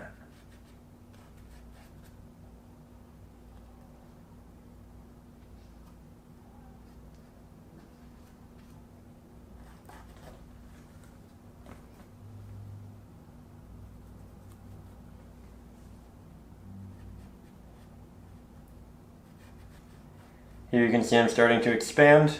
I've officially worked over all of my drawings. Everything I do from here on out is me taking liberties and just getting more creative.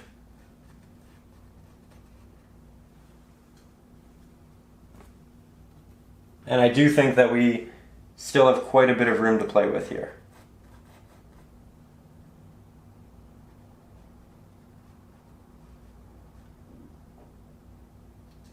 Remember, everything you see that is color is water.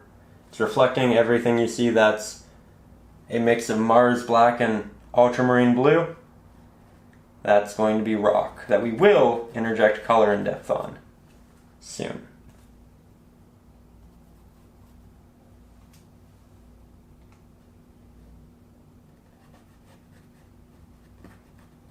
You can see that I'm combining rocks if I feel like they're getting too similar to other rocks.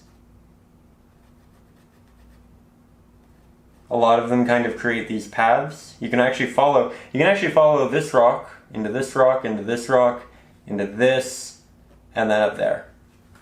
There's a little bit of a break in these right here, but we could also remedy that. We could connect them.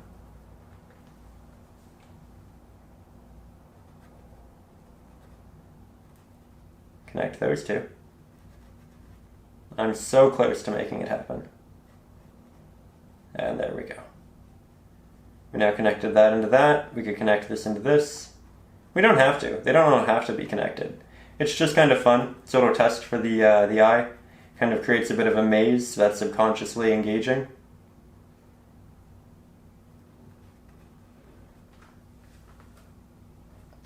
That said, I think I'm going to continue playing with this for maybe another 20 minutes.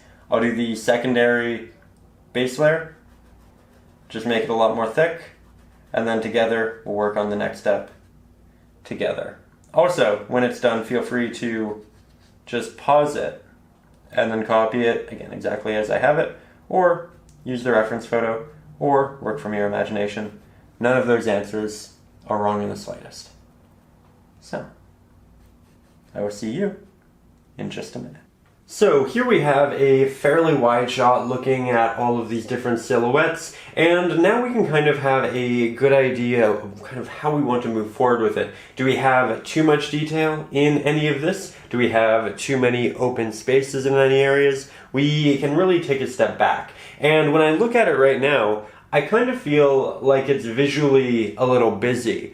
What I'd like to do with it is create more lanes so that it visually moves up into the piece this way, rather than having all of these little stopping points and things that kind of get in the way. As we talked about earlier, generally I find the best way of completing a painting is making everything a little bit too extravagant and then taking away. And that is exactly what we're going to do in this next step. I'm going to show you how I personally kind of simplify an area like that to ensure that it moves back to the direction that I want it to. And now I know very definitively that I actually don't want that many little pieces of detail and that many physical stops separating all of these smaller pools of water. So with that, let's get a little bit closer and start reworking some of that left-hand side. So what we're going to do here is grab our smaller round pointed brush, make sure that it is nice and damp, and then we'll remix some of the blues that we have in here. But it's important to remember that they do transition into a bit more of this pink, so we are going to have to do that as well.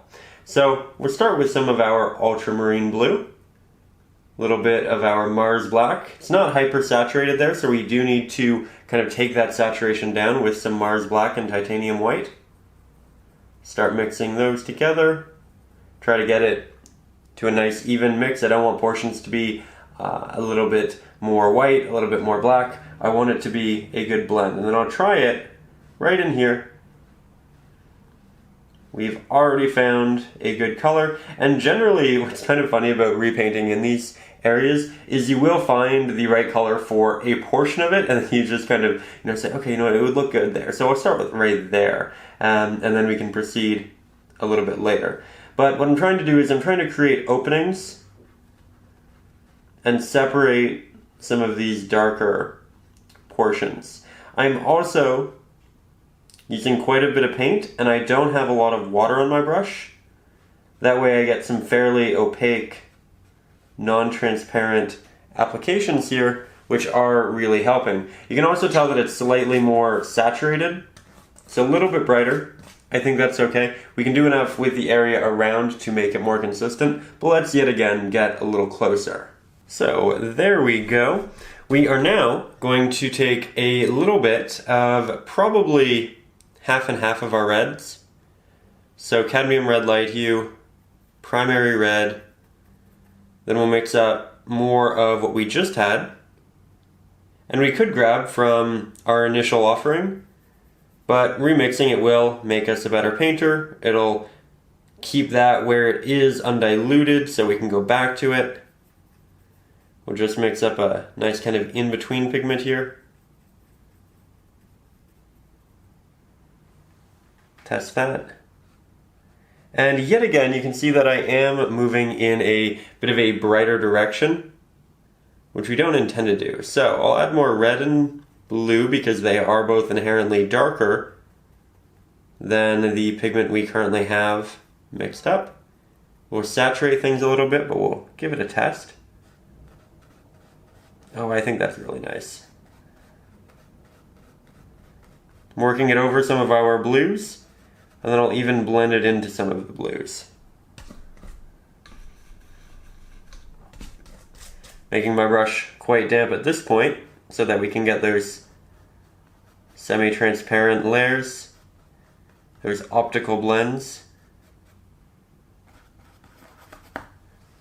There we go.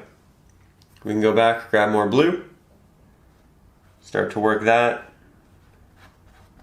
into that newly established pigment, and now we have a proper transition between the two. That said, I do want more of this, so we'll mix kind of beside but also on top of our initial blue mixture, leaving a large portion of it so that I can see exactly what I'm trying to mix towards, but also mixing on top of it because it is still semi-wet and we can use that to our advantage. So what I wanted to do was open it up and kind of create more lanes, and we can continue doing that, just like so. I'm blending it into our previously applied blues by using a very soft stroke, just letting it blend very naturally, very nicely.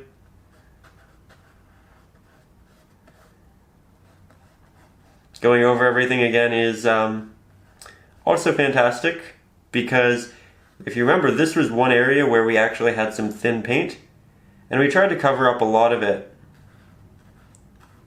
in the process of painting these. But there was definitely more we could do, and now we have an opportunity to do that.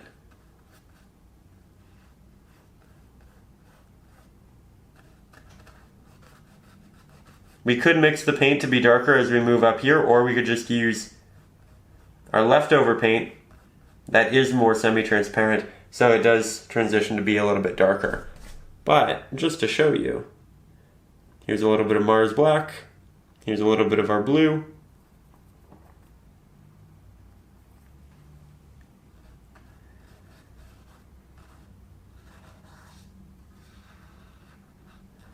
And you can actually end up just redoing almost all of that base layer. It's not an issue if you do. Generally, the more layers the better in a painting.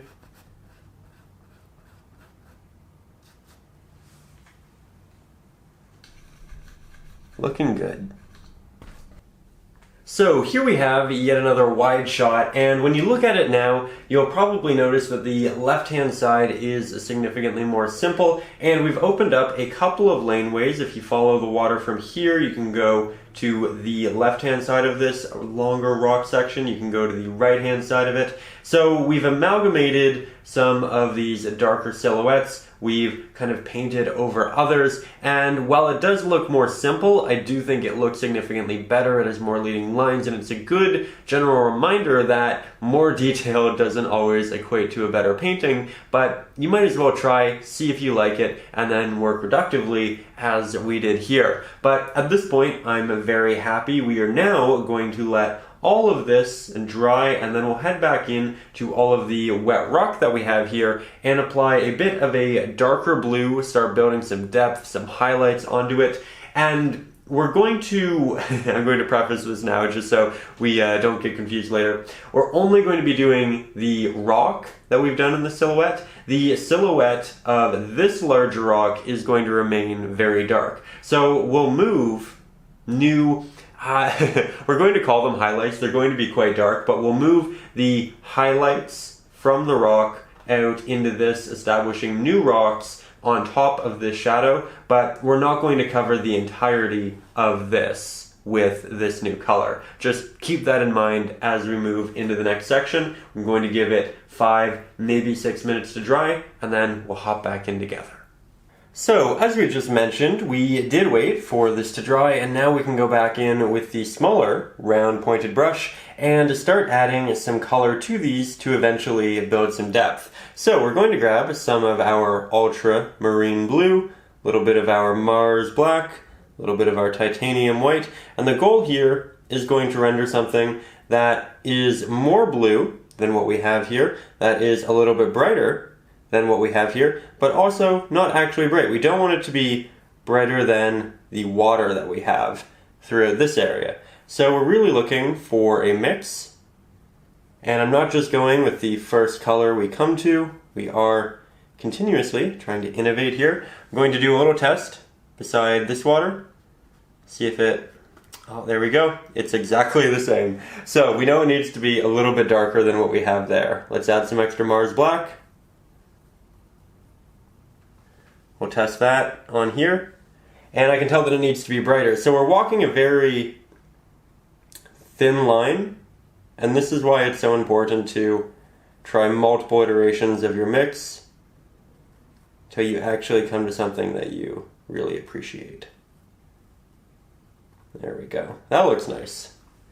Let's see if it works. It's so close. Maybe a little bit more Mars Black. I think that'll be it. You can also, of course, test it on a reference photo, and that does look good. So, coming back up to here, we're now going to start going over all of that silhouetted wet rock. I'm using fairly thick paint. I don't have a lot of water on my brush so that it's quite opaque. However, that is going to make working the edges a little bit more tricky. So you might want more water on it depending upon how comfortable you feel with applying sharp edges. I will grab a little bit more water just for this top edge. Might mean we need to go over the area twice, but that's okay. Always worth putting in the extra time. Making sure your applications and edges are clean. Now we'll grab a bit more, and this actually extends over our shadow. So this is what I was talking about, in that we are going to be painting these, but we're not going to be painting over all of the silhouette. So here we are, yet again, slightly closer, and you can see this little portion of land. I know that I want this to work in quite dramatically to our silhouette here. So I am starting on this edge, and then I'm going to work my way up. I'm going to keep in mind all of the lessons that I learned from this side about how I didn't want everything to be hyper fragmented. I wanted it to be more so cohesive, creating these longer strands of rock. And that's definitely what we are working to implement here. We're also keeping it always changing, diverse, interesting. We're not doing the same thing over and over again. There we go. We can also lead it out over these reflections. That too is an option. So that's interesting, and now we know essentially how much space we have between this and this, so we can expand on this one.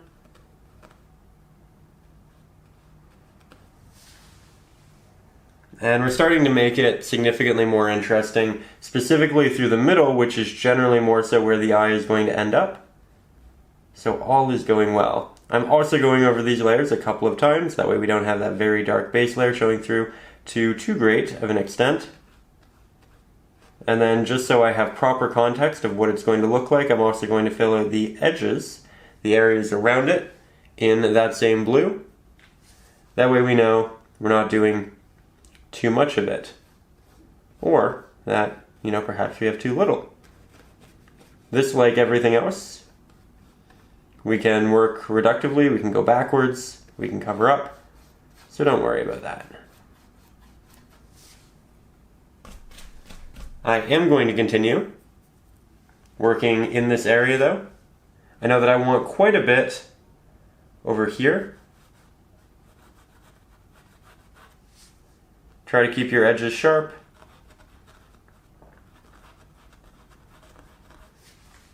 There we go. Starting to create some really nice form. Going to lead in from this side, because this is going to be mandatory. as it is touching this area.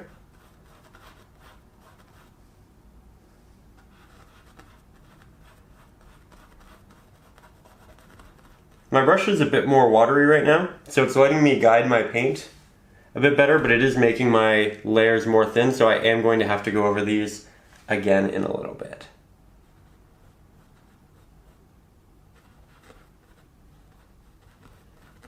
So hopefully, by me continuously mentioning that, you see that I don't really paint entirely with a hyper damp brush or entirely with a hyper dry brush. I kind of bounce between the two depending upon what subject I'm working on, how definitive I want my applications to be. If I'm in an area like this where I'm just kind of trying things, essentially seeing where I want to establish these applications, they might be a bit more thin, then they're easier to cover up. If we know exactly what we want them to be, it's probably going to be a bit thicker. So lots to consider. We also want our edges generally to be done with a bit more of a damp brush. So we're bouncing back and forth. And the longer you paint, the more intuitive it'll become.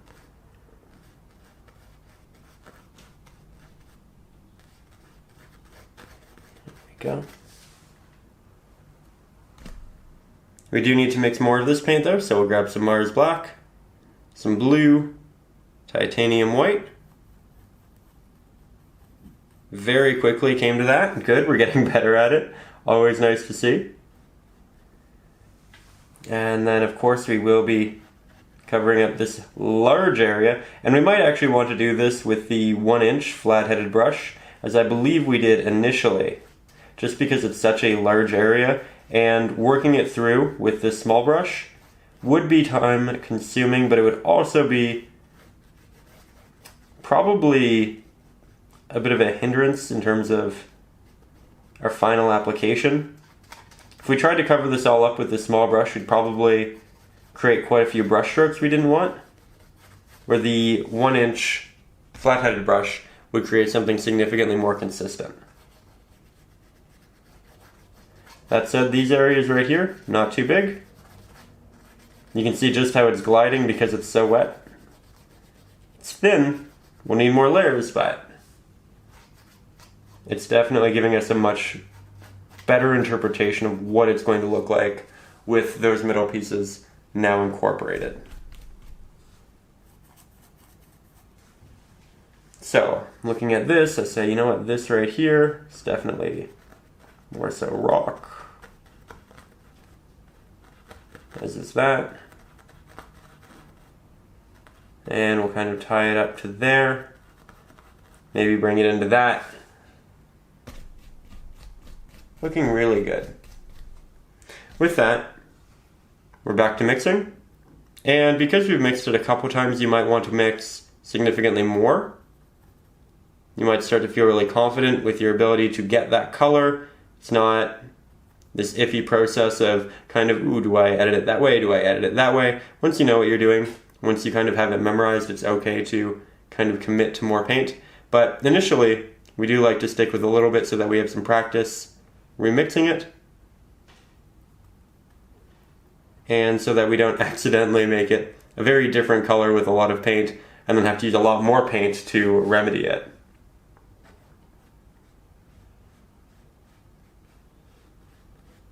Normally I do take the excess paint off my brush, but I felt like we could make use of it right here. Brush is still semi-damp, so I am feeling relatively comfortable around these edges.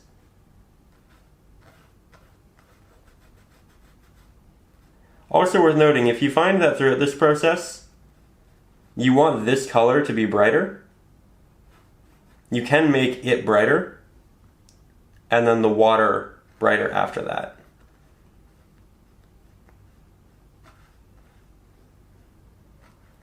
You can always go back and change things.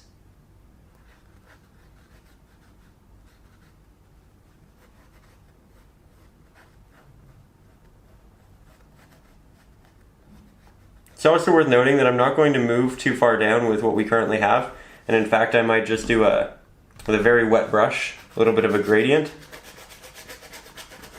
Because in the end, I do want the bottom of this to be significantly darker than the top. And I'll probably end up redoing this to be a little bit darker as well. I want it to be a bit of a gradient where these are more so bright at the top and then they slowly, progressively get darker as they go down. Right now, this is the brightest area. That's not what we want. But by going back and incorporating more layers on top of this, we can brighten it. Because now less of that Mars black is showing through from that base layer. We just used much more thick paint down here over that base layer.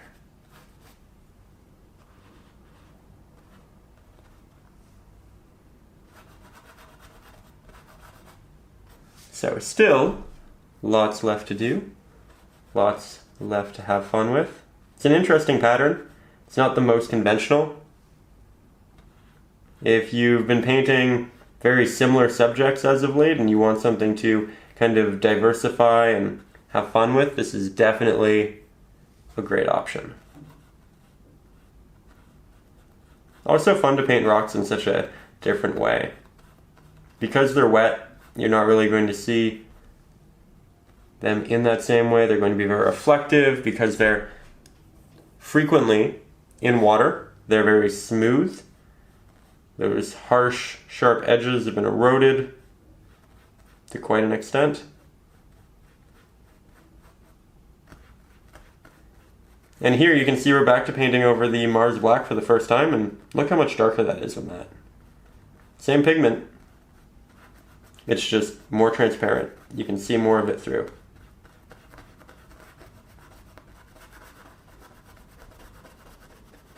So I went ahead there and just finished off doing the edges with the smaller round pointed brush. Same techniques, same ideas, but I did leave this bottom area for us to do together with the 1-inch large flat-headed brush. So with this, we are going to start by mixing up more of this color, but we're going to try to make it slightly darker because again, we want the highlights to be more so at the top of this area, and then progressively, again, we just lose that light, that reflection.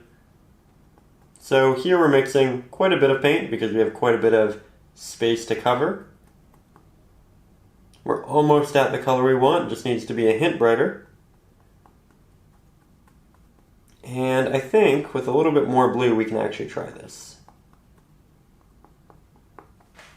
So, I'm going to start on my edge, and as you can see we actually did recreate the initial color. Again, we probably want it to be a little bit darker. More Mars black. Make it nice, well blended early on. And this is probably a little bit too dark. So again, bouncing back and forth. You might also be able to tell that it's now one of those days where the sun is out, and then it's behind a cloud, and then it's out. Always an interesting day to paint on, because your painting is going to visually change dramatically throughout that process. You're going to get to see what it's going to look like on a very bright sunny day in direct light, and you're going to see what it looks like on a dark, kind of stormy day. You get a lot of information. So while it may seem initially a little frustrating that your lighting continuously changes, recognize that it actually gives you a lot of insight, and that you can use that to your advantage. Especially if you know where your painting's going, or perhaps where you live, it's generally more sunny, or it's generally more cloudy. Perhaps you want to paint so it looks more ideal in those specific scenarios. Here you can see we're just using that nice sharp edge, cut around these edges, softening a lot of the looks, and then we're going to make this significantly darker. Still nice and blue. Work this at the bottom. And just to make this simple, I'm actually going to cover up those open little areas of water and add them back in later. Doing this blend will just be significantly more simple if we don't have to work around them.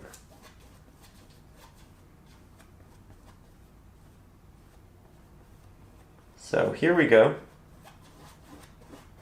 Going back over it many times, very softly.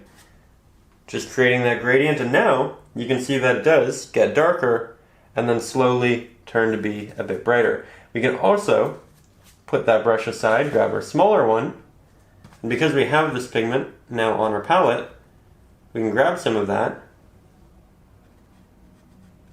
work it on some of the bottom of these, and just blend it up.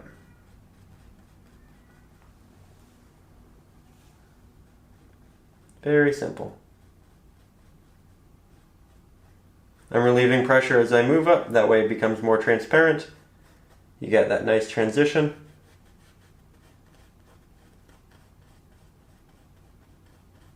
There we go. So now when we step back, things really do start to look like they're coming together. We can put up the reference photo right here, and the next step is going to be working on all of the little highlights that surround the edges of the rock, which are pointing in the direction of the light, because this is going to cast a reflection on just so many of these, and it's going to bring this pink, which is only currently to a greater extent up in the top half of the painting, and we're going to bring it down. We're going to start wrapping it around. This is going to help make the piece feel significantly more cohesive, and it'll add a lot of detail to the foreground without it being overwhelming, or creating a new subject which may look a little bit messy when we already have so many subjects looking like that. So the next step is to get a lot closer and start working on some really nice pink reflections. So we'll grab that small round pointed brush, we'll grab some titanium white,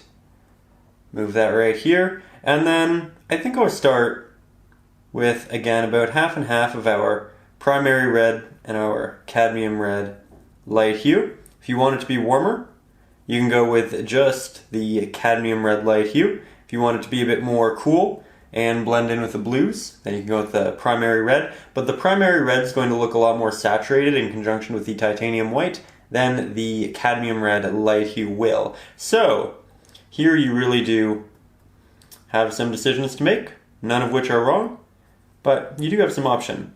With that, I do have quite a bit of paint on my brush right now. I don't want that. I want a much more clean, sharp application, so I'm just going to take that off, make sure it's nice and damp, grab a hint of this paint, and now we'll say, okay, the light's coming down this way.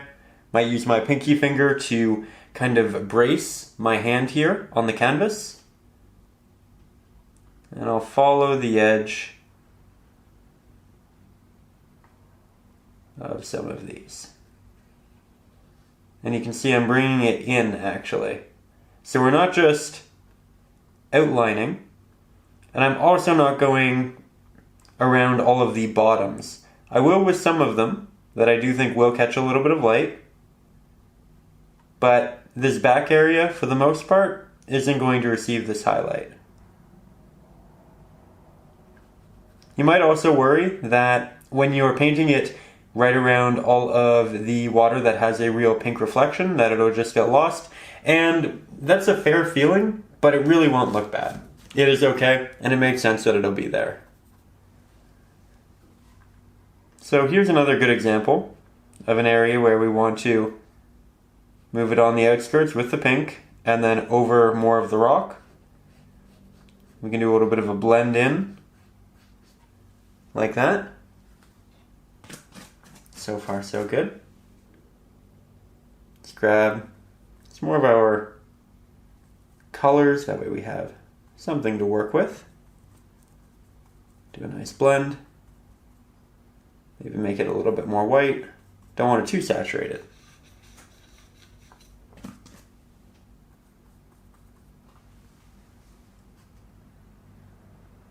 That looks beautiful. You do want to be careful, though, that you actually are getting the edges. It can be easy to kind of move in a little bit too much on the rock. We don't want that.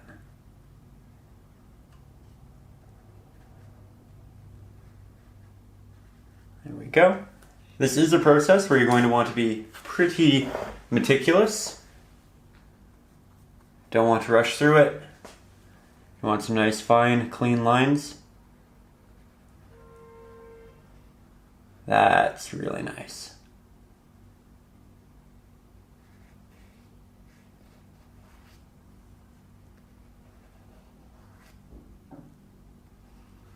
Here you can see I'm starting to connect more rocks through this process. And then if your brush is nice and damp, you can just do a little bit of a blend down and inwards, like this. Again, giving you some all new additional depth. So it looks like this area is protruding and it's catching more light. So now that we've started to implement a bit of it, I do think it's important that yet again we take a couple steps back, we look at it from a little bit of a distance, we ask ourselves, okay, is that the correct color?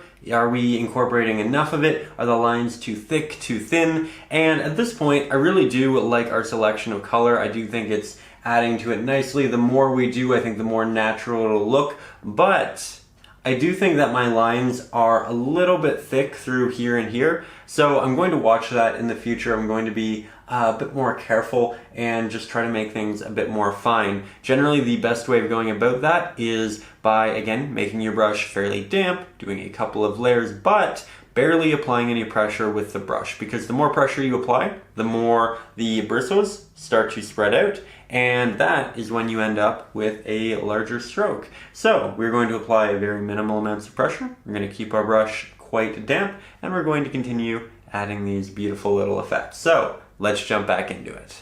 So jumping back into this, we will grab some of our reds, both of which, but you don't have to use both. It could be a personal preference.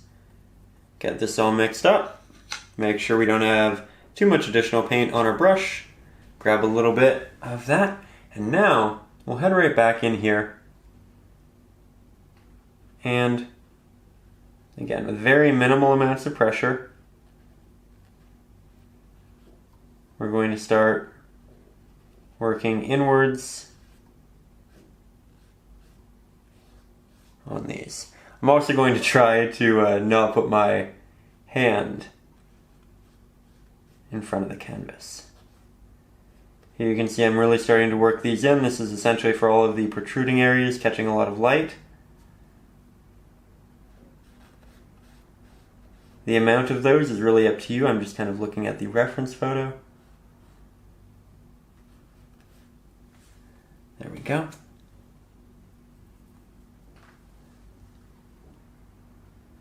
So nice to get to this point in the painting. I feel like this is something I've been working on quite extensively for a couple of weeks now. Tried a couple of different versions.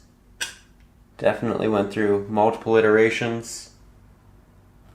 Tried different ideas. And we finally got to something that I'm very happy with. Some techniques that I really enjoy. So, it's a friendly reminder that if you start painting and your painting isn't going exactly how you want it to, it's okay. Just keep trying, keep practicing.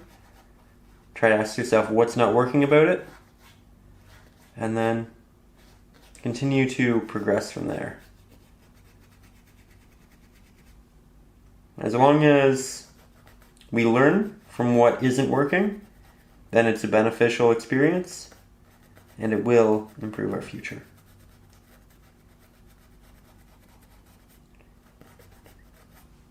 That's nice. I like that. Built some real fullness in that area. Now, once you kind of get the hang of the process, it's important to kind of look at this from afar and continue to paint in this way. That way, you don't kind of start moving all of these highlights in directions you don't want them to be in. And you can look at it as a whole rather than getting very caught up in the close detail work. So here, I'm adding some pigment to my brush, and I only really used the primary red for this mix because I'm starting to move over to the cooler side of the painting, and I want my reds to look a little bit cooler as well. So I'm trying to keep my head farther back, and then I'll continue incorporating these lines very delicately. It is helping. And if you ever find that your stroke is a little bit stiff, a great tip is to just hold your brush like this rather than like a pencil, and you'll lose a little bit of control, but that's exactly what's intentional.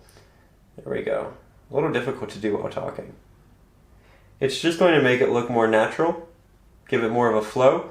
You generally learn to do this in classes where you draw the figure, but it can be quite useful in painting as well. Just one more little technique if you feel everything starting to look a little visually samey. This is definitely a process where you can be extremely creative and add your own flair and just kind of come up with it. Say, you know what, the light's coming from there, so it'll probably have this effect here, and just have some fun. But you can also copy it very precisely from the reference photo, both of which are options. I'm kind of doing a mix of both.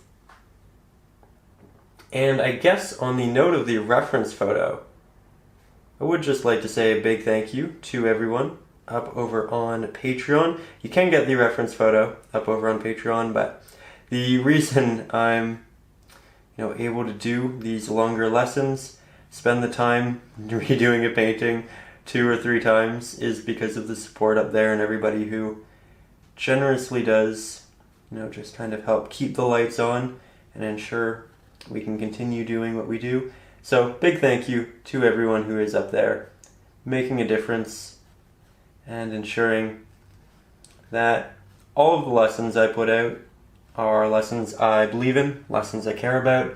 If I do a painting and I really don't feel confident about it, I don't feel like I have to upload it to kind of make ad revenue on YouTube. Instead, I can really just put out what I believe in. And that's, again, because of you. So thank you for providing me with the opportunity to put out work that I really care about, to spend time making these lessons as good as I can.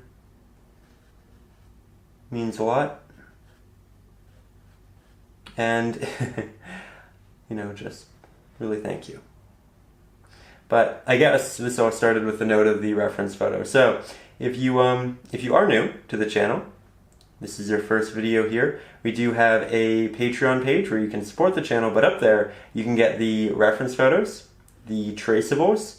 You can also get all of my ebooks, including Acrylics for Beginners, where we essentially talk about the essentials, everything you need to know about acrylic painting before you jump into your first one. We talk about blending, what brushes to use, how to work with water, glazing, composition, really the whole spectrum. We also have plenty of ebooks full of traceables up there, so if you're ever just wanting to get creative but you don't know what to paint, that is an option. It allows you to make something that isn't necessarily reliant on watching a video. And we also have a pretty amazing private Facebook group where we all kind of chat, talk about what we're making, share our artwork, and it's a really fantastic community. Initially, I felt like I had to be very active and respond to absolutely everything, but lately, everybody's been helping everyone. Lots of positive support, lots of great ideas, different mediums, and it's actually been really inspiring. So thank you to everybody who does participate in that. I do respond when I can, but it's a great way to just kind of share your artwork with other artists who are probably working on similar pieces, but also expanding and trying different things as well. So if you're interested in the ebooks, the traceables, the reference photos, the Facebook group, any of that, you can find it in the description and up over on Patreon. With that said, this is actually coming along really wonderfully. I am trying to expand these bottom areas into some larger looking rocks. I'm going over these applications a couple of times to make them nice and thick. And we're also tapping in a little bit of texture because we're quite close. And generally, you're going to see a lot more detail in the foreground than you will the background. So this is a great place to incorporate those little taps on the rock, give it that nice sheen. There we go.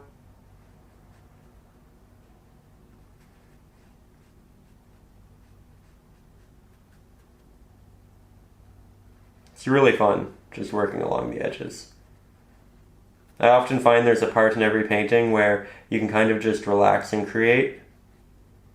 And I feel like this is very much that portion here. Just trying to create some depth on these. Remember that that light is coming from there. Asking ourselves, okay, how does it wrap around? How does this work? How can we make this look nice and three-dimensional? I think we're doing a great job.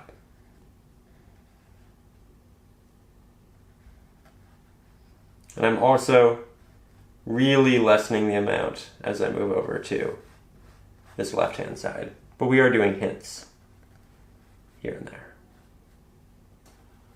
Just letting this paint run out. You can see how transparent it is. Barely getting anything on the canvas at this point, and that's a great thing when we're all the way up there. And all the way to the left.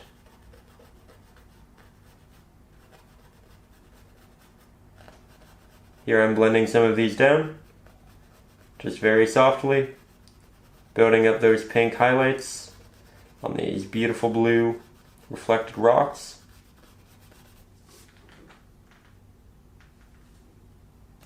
Really turning it into something.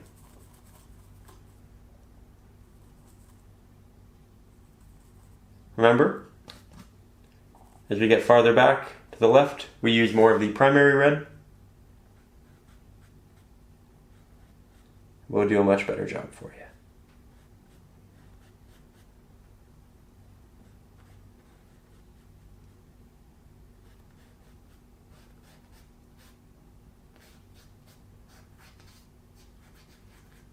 There we go.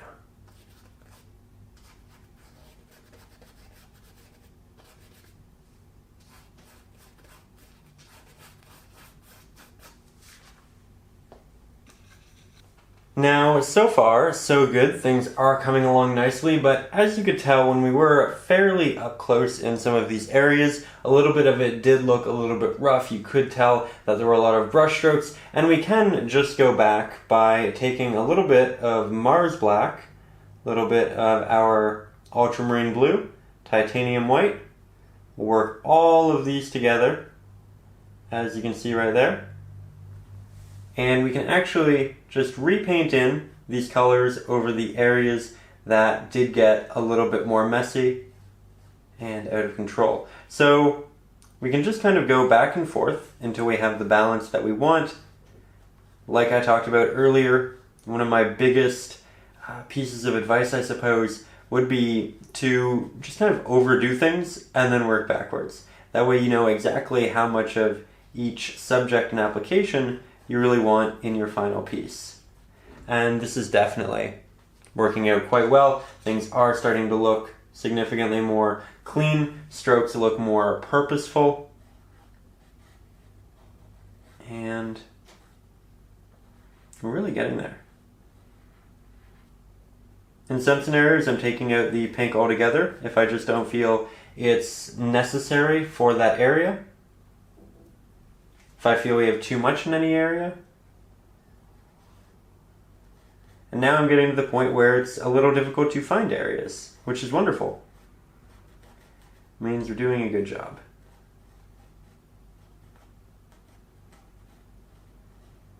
There we go. Something else we can do, which is pretty fun, is actually create a bit of a glaze. So for that, you're going to want to take your brush, you're going to want to make it very, very wet. You take a hint of a color, and then you move that to somewhere completely new on your palette. You add a lot of water to it. This makes it almost like watercolor. And then you can add that on top of a subject to make it adopt more of that color without disturbing any of the line work. So essentially, if you find that in the end portions of this are just too saturated, or rather too desaturated, you can go back over them, add some additional blues, some additional pinks, and really not have to worry about much. That said, you're probably only going to want to do this with areas that are entirely wet, or entirely dry. If you do it where they're wet, then you might end up ripping up that paint and creating blends. We don't want that. We do want to ensure that we are keeping this nice and clean again. So, just be careful. If you have recently been painting in an area, let it dry first. But after that, you can slowly incorporate these very subtle glazes.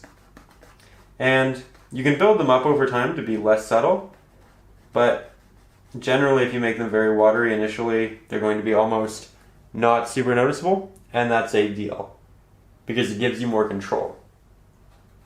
It means over time you can build it up as much as you want, but you don't have to commit to a lot initially. And that's really what I'm doing here.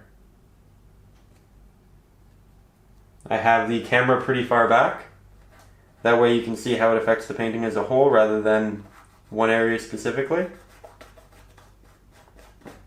Again, this is another process that I do think is best achieved when we are a bit farther away.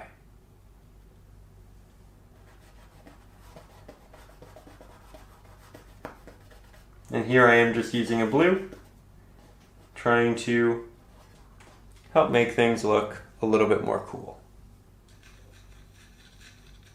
That said, we still have quite a few details to do, so let's get right up close on the area where the water rolls in, and we'll work on that.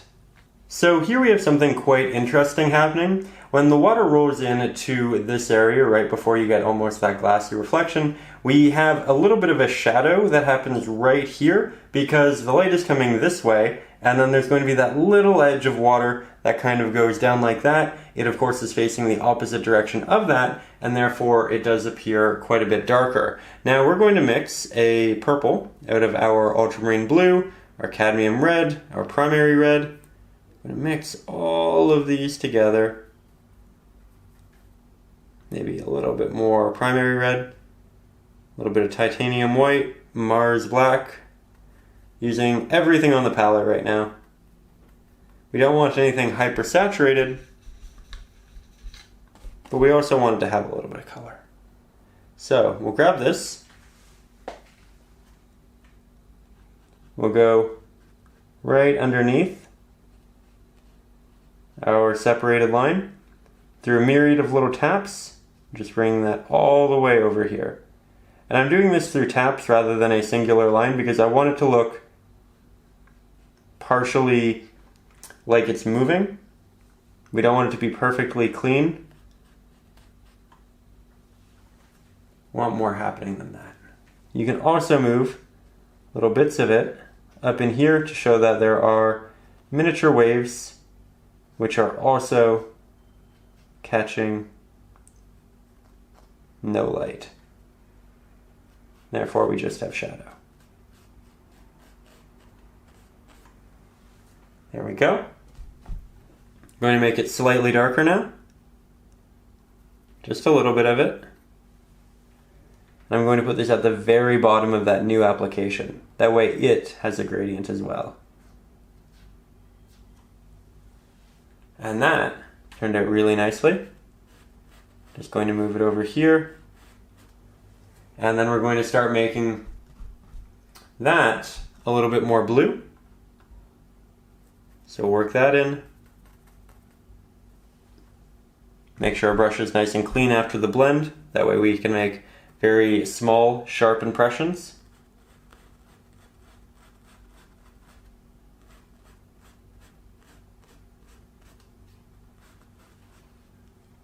It's very subtle at this point because we're working blue on blue.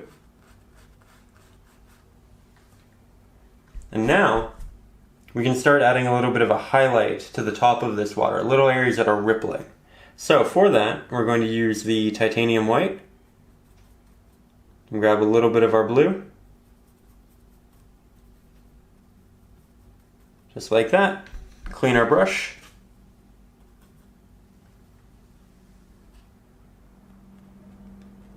we're going to do more of that tap, leaving little openings, following portions of the edge. I know this is something you might look at and think, oh, why didn't we do this earlier? It would have looked so much more pretty earlier. It's one of those things where it's a very bright highlight comparatively, and if we were to commit to this initially, it would kind of determine how bright we had to make everything else. And I didn't want that. I wanted this to be just this beautiful extra detail in the painting, not something that dictated the painting.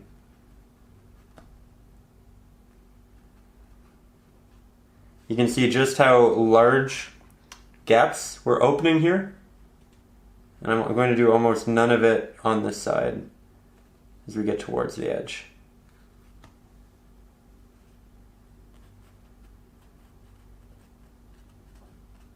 And this can go in between some of these darker applications that we have. We can also create a little bit more.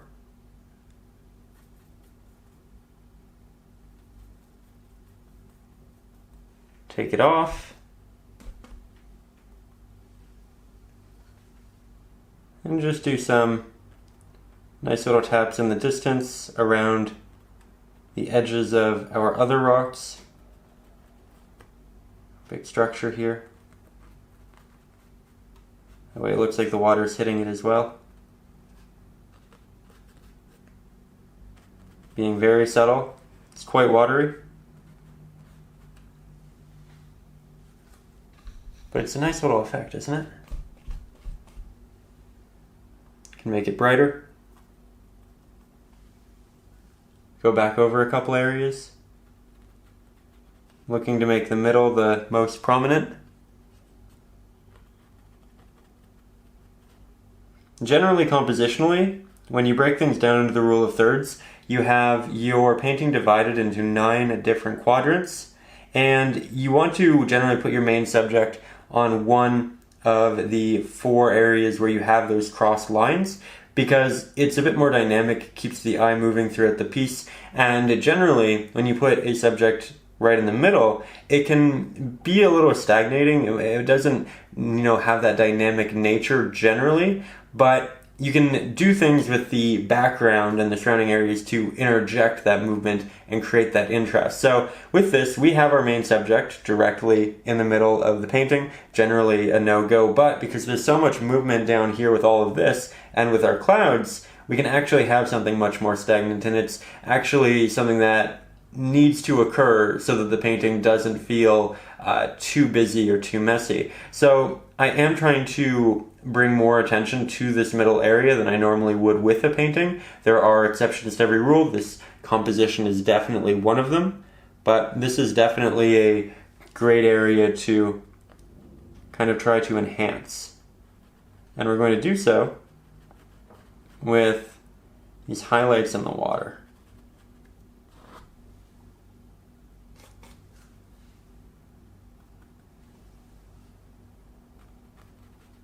There we go. Coming along quite nicely.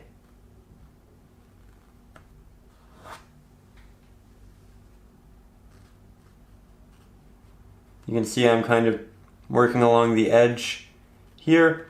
It's not going over the entirety of it. I'm also not using a pure white. I definitely advise against using a pure white for that situation. Do interject a little bit of blue, maybe a little bit of pink. Just make it slightly more captivating, and then it'll kind of blend and work into the rest of the painting a whole lot better as well. Also, if you end up making the background a little bit too stark, you can take your finger and just soften things. You can also go over it with a glaze a little bit later on once it's dry, and then interject some extra color, making it less stark and less visually poppy. So you do have a number of options for that area specifically. That said, we're now going to move up and work on this guy yet again. There we go, that was not a far move at all. And in the reference photo, I'll get this down for you, we can see that there are these little applications in here, different areas that are catching a slight bit of light, and I think that's interesting. I'm going to incorporate a portion of that, but I'm also going to wrap a little bit of light around the right-hand side this way. It's not in the reference photo. We are taking an artistic liberty here, but I don't think there's anything wrong with that, especially if we can really justify it. So here, we are going to start by grabbing a little bit of blue, and we'll just do what the reference photo essentially coaches us on to do. Get some blue, some white, Mars black. Just create some neat little highlighted areas in the rock.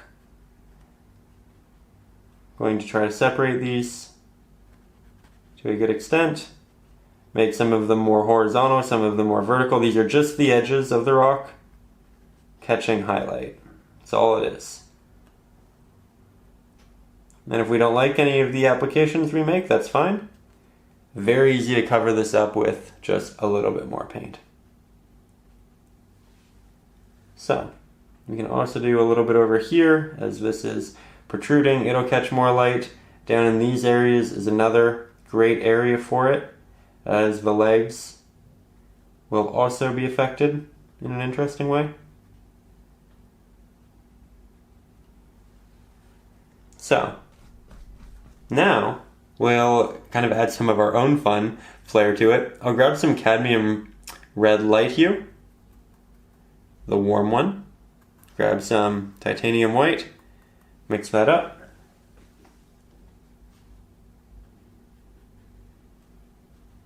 Add a little bit of this to the edge. I moved the edge down there to show that the rock kind of moves in an interesting way.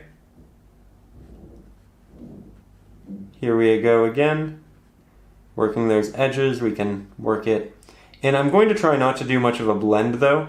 I want this to be comprised primarily of sharp lines, because I want the rock here to look a lot sharper than the rock at the bottom. Definitely going to need to do a couple of layers here, because it is quite thin with the amount of water we're using.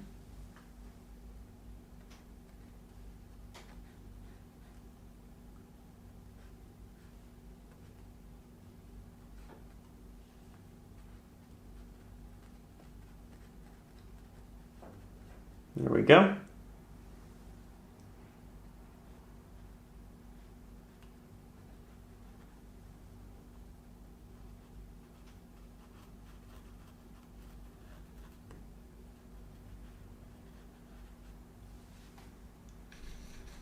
Getting to the point where I might be adding too much, but that's just the process.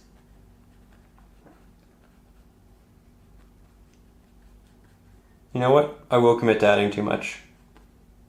We've talked a lot about that in this lesson. Let's actually prove it. Let's do more than we intended. Let's make it to the point where we have to work reductively. And then we'll talk about what we're taking out and why. It'd be good for the lesson. And the painting, in the end, will not be faltered for it, will not be hindered. There we go. So, again, a little bit more. This time, because we're working inside the rock, I'm going to use both of our reds.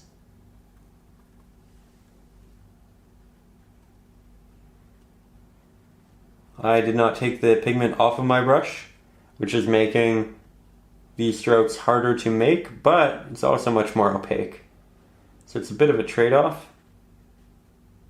And because we are going to go back over this very soon with some darker pigment, I'm okay with it.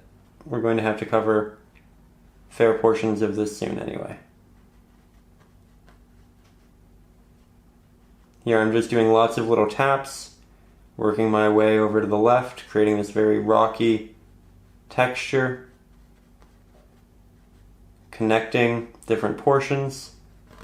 We are now very much straying from the reference photo, You don't have to do this, by the way. If you really liked it stark, by all means keep it stark. If you like it with just a massive amount of detail, then you can add that massive amount of detail. And I'm not going to add any of this into the actual reflection right now, because I'm not sure how much of this I want to keep. Once we have that definitive answer, then we can work it down.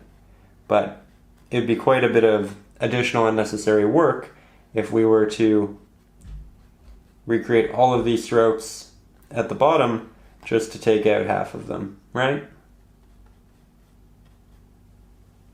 So I think I'm very happy with that area, at least for now. We'll add some here because it's going to catch those reflections. We'll add some at the bottom because it too is facing the light directly.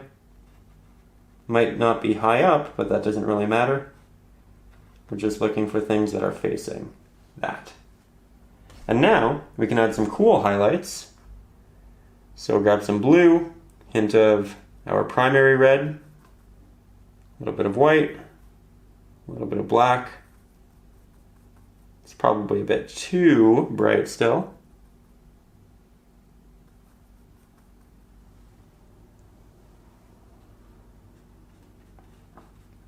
And then this is going to be for areas that are going to protrude, but we think are going to catch some reflective light from the other side. So imagine that there's a light coming this way now.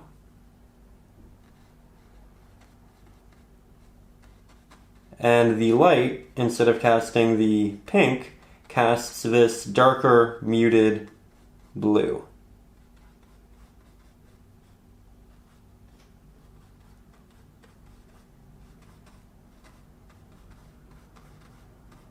It's really quite interesting. Makes it look more full. Again, this is not in the photo. You do not have to do this. It's simply an idea and an option. While we paint a lot from the reference photos in these lessons, I do like to deviate a lot. I do like to make them my own. Kind of add an artistic signature here and there. And you should never be afraid to do that.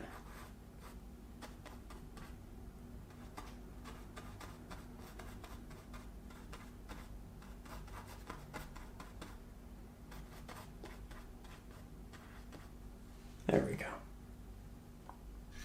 So, the next step here is really to just take a couple of steps back, look at the painting from a bit of a distance, and ask yourselves, do you like the extra detail? Do you want to remove the detail? Do you want to remove portions of the detail? How do you want to move forward, right? So let's take a step back and see where we land. So here we have our painting from the distance, and at this point, while I really like this technique, this effect for rock, while I think it would look great in a lot of different scenarios, here, I think it looks too busy. I feel like the painting falls into the same issue that it did initially when this was all just silhouetted pieces and we had a myriad of them over here rather than the lanes that we created later on. So, I'm going to start simplifying the painting. I'm going to take my smaller round pointed brush, some Mars black, a little bit of our ultramarine blue, titanium white, mix that up, and I'm going to start by working over a lot of our blue highlights, and I'm not going to immediately remove all of them. I'm going to create larger areas of darker pigment, and occasionally maybe we'll let the small hint of a blue edge show through. We're not going to take all of it off at once. We're going to work until we find the area, or rather the amount of detail that we want. And that's best done with a little bit of patience and some selective removal. So far, I seem to like keeping the edges a bit more blue, softly. Here from the distance, you can probably tell that it's really not all that blue. We did try to keep it subtle. I think we were quite successful in doing so. More Mars black, more of this. And at this point you could mix significantly more of the blue, the black, and the white because you've done it so many times that, you know, you can have real confidence that you're probably going to mix it correctly. But I do like the practice. There we are. And now I'm going to start moving into this area. And I can tell that this line right here just isn't all that clean, so I'm going to remove it. I can tell that I don't really like the progression of the rock staggering right here, so I'll remove that. Okay, it's getting more simple, but we do have a very busy edge. So we'll grab more pigment.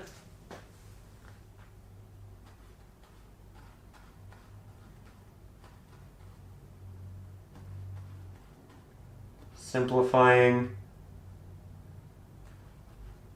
Simplifying. Okay, I'm taking a little bit of a break, positioning myself farther back, looking at it again, trying to be very honest with myself, saying, okay, you know what, this area could be a little bit more touched up. Gives us some extra time to think, and again, I think I want to simplify. So, also, I know someone in the comments is going to know that they liked it before with all of the detail. That's totally fair. You're more than welcome to paint yours the way you would like to. We're all going to have different preferences. Art is subjective. It's okay to make something different than what everybody else is making, even when you're following a tutorial. And it's also worth noting that while this is a tutorial, I don't ever want you to feel kind of handcuffed to one way of doing things. The reference photo, the teachings in this, the traceable, they're there to aid you, not to kind of hinder you or stop you from continuing on your own creative journey. They're meant to help, meant to kind of help you learn, and not to say, don't do this, don't do that, or only do it this way, only do it that way. There are exceptions to every rule that I say, and you might just find it, and it might be absolutely wonderful. So, you know, feel free to get creative, to have fun, to break the rules, and to make your art the way you want to. I actually always love it when I see different renditions of my paintings and people take them in completely different directions. I think that's always a lot of fun. It's also a lot of fun to see people recreate the paintings that I do and just do a much better job. That's also always impressive. And in those scenarios, I feel like I get to learn a lot too. So very, very cool. With that, we are still simplifying. I like that. I think I want to take this larger area out, sharpen that edge. We're getting very close. We still have some details. They're not excessive.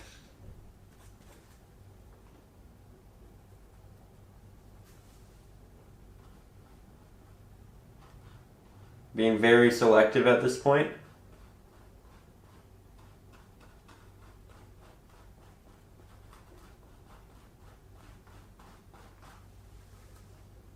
I do tend to like that. Yeah, that does look nice. Okay, so next up is just grabbing some of our white, a little bit of our red, other red, and you may want to clean your brush and water for this next part of the portion, just because you will have some blue and black in your water and on your brush. It may dilute your pigment. I didn't have too much, so I felt comfortable kind of continuing, but here I'm just going to remap a couple of those reflections down here, very loosely though, because this really isn't meant to be a glassy reflection of water. It's just meant to be a general representation. So I do like that a lot. I also want to continue this farther out. The farther away I get from the canvas, the more I realize that that is an important piece of what we're working on, and I do want to accentuate it. It's another really important reason that you do want to step back when you're painting, because while the detail looks fantastic close up, from far away you can tell that there needs to be more of it. Again, a lot of this is done through a tap.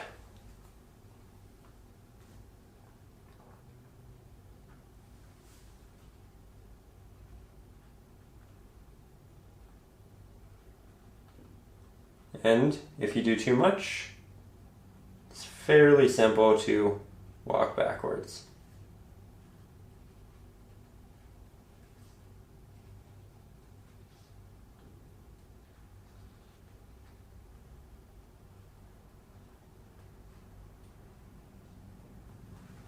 There we go. I actually love how that turned out. That went really well. Not a pure titanium white, remember that?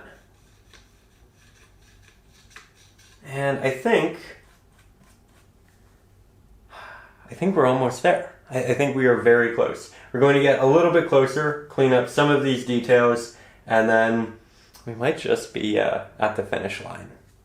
So now we're back closer to the bottom, and we're going to take an artistic liberty here. We're going to say that this is reflecting this way, and I'm going to make the blues in here a little bit brighter to balance the brightness on the other side of the painting. So I'm going to grab some of our French ultramarine blue, some of our titanium white, a little bit of Mars black still. Even though we want it to be bright, we don't want it to be too saturated, we don't want it to be too bright. I'm going to start in here. Area that I think could, from a logic perspective, be the brightest. And then I'll kind of expand outwards around our rocks in that area. And I'll let it dissipate. I'll use a softer touch with my brush. This is really going to illuminate the painting in a beautiful way. Here we are stretching just how bright this area is, as you can see. And see what we can kind of make sense.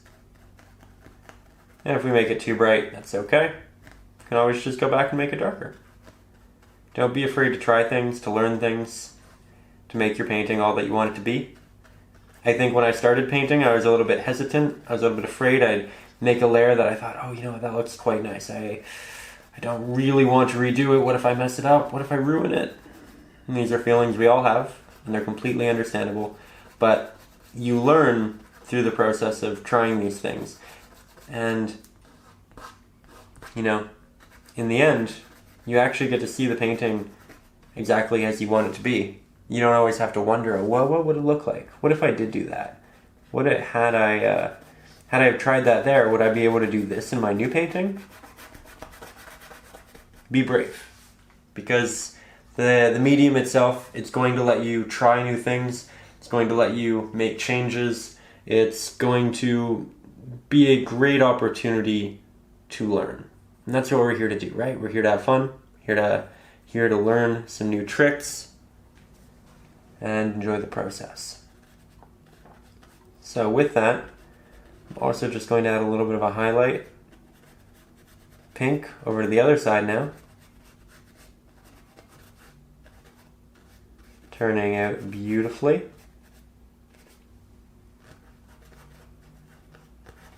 Starting from the rock, because I want the light to emit from the middle of the painting for the most part. Again, we are taking some artistic liberties. I don't think there's anything wrong with that though. Yeah, that makes it so much more poppy. Very, very, very pretty. I have almost no paint on my brush right now. It's just almost a little bit of pink, damp water. Turning out wonderfully. This area is a little bit messy though from before, so we're just going to cover that up. Grab some red, smallest tint of blue, titanium white, smallest tint of Mars black. Again, just about everything on the palette. I'm going to hope this colors it, and if it's not, we'll fix it. As an update, it should not be this bright, but it doesn't look bad. I think we'll make it a bit more blue. Grab some blue, grab some primary red, because I want it to mix into a purple, because it is where our transitional colors are.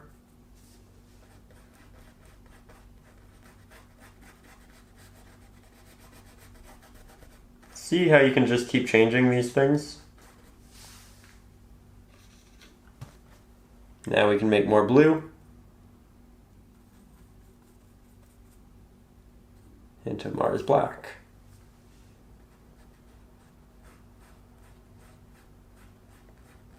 This has to be layer 5 for this area specifically.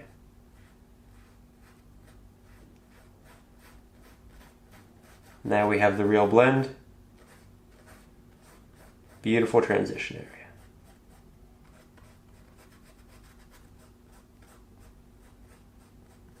So here we are stepping back for what will probably be the very last time. I am going to do a couple touch-ups to the foreground. We're going to mix up a bit more of our pink with our primary red and titanium white. Just going to pick a couple areas that I think could use some extra highlight. Work it on the top, try to get off the majority of my paint. And we can create another nice little rock structure right here. And then once I have almost no paint left on my brush, I'm just going to start blending some of these pinks down and back. You can do this through a tapping motion to give it lots of little soft divots for texture.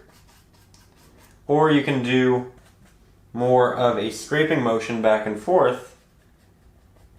That'll give it something much more consistent looking. Make it look more soft and like the rock has more of a slate look to it. I'm personally going with the slight tapping motion just to give us a little bit more detail in the foreground. Here you can see, as per usual, I get a little bit distracted, start moving back into other areas. But I think that's just fun. Always just trying to improve, right? There we go. Still need to work on this area right here. So we'll start on the edge, try to get off the majority of that paint. We can dip it in water to get more off. And then I kind of follow that edge of the rock down with the remainder of our highlight. Letting it dissipate as you move over to the left-hand side and to the back, as they are going to receive the least amount of light, but maybe a little bit of reflective light. A little bit of atmospheric light. There we go.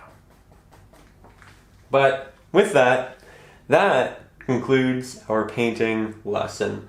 Honestly, such a pleasure to bring this one to fruition. Worked on it for a really long time, worked on a number of different versions of it, just trying to get that sky and that gradient right. But in the end, we were able to figure it out, we were able to have a lot of fun, and I hope that you also find that throughout this process, while there may be a couple frustrating portions, that you really do feel like you learned a lot, that you overcame a lot, and that you proved to yourself that you could do these things as well. I think that's a really big part of painting, seeing these obstacles, saying that looks daunting, and then going and just making it happen. So I hope that you have a lot of success, that you have a lot of fun. Remember, try things, do have fun with it, don't worry about messing up. If it happens, it happens, and then you can just move forward, learn, and make the painting better from there. Again, I would like to say a massive thank you to you for just spending the time here with me today, working on something, being creative, and being productive. Massive thank you to everybody up over on Patreon for literally making these lessons happen, for, as we always say, keeping the lights on, but really ensuring that I can put time into these, that I can always put out a lesson of quality, a lesson that I believe in, a lesson that I think you can learn a lot from, and not kind of having to settle every week, really getting there. So thank you for just everything you do.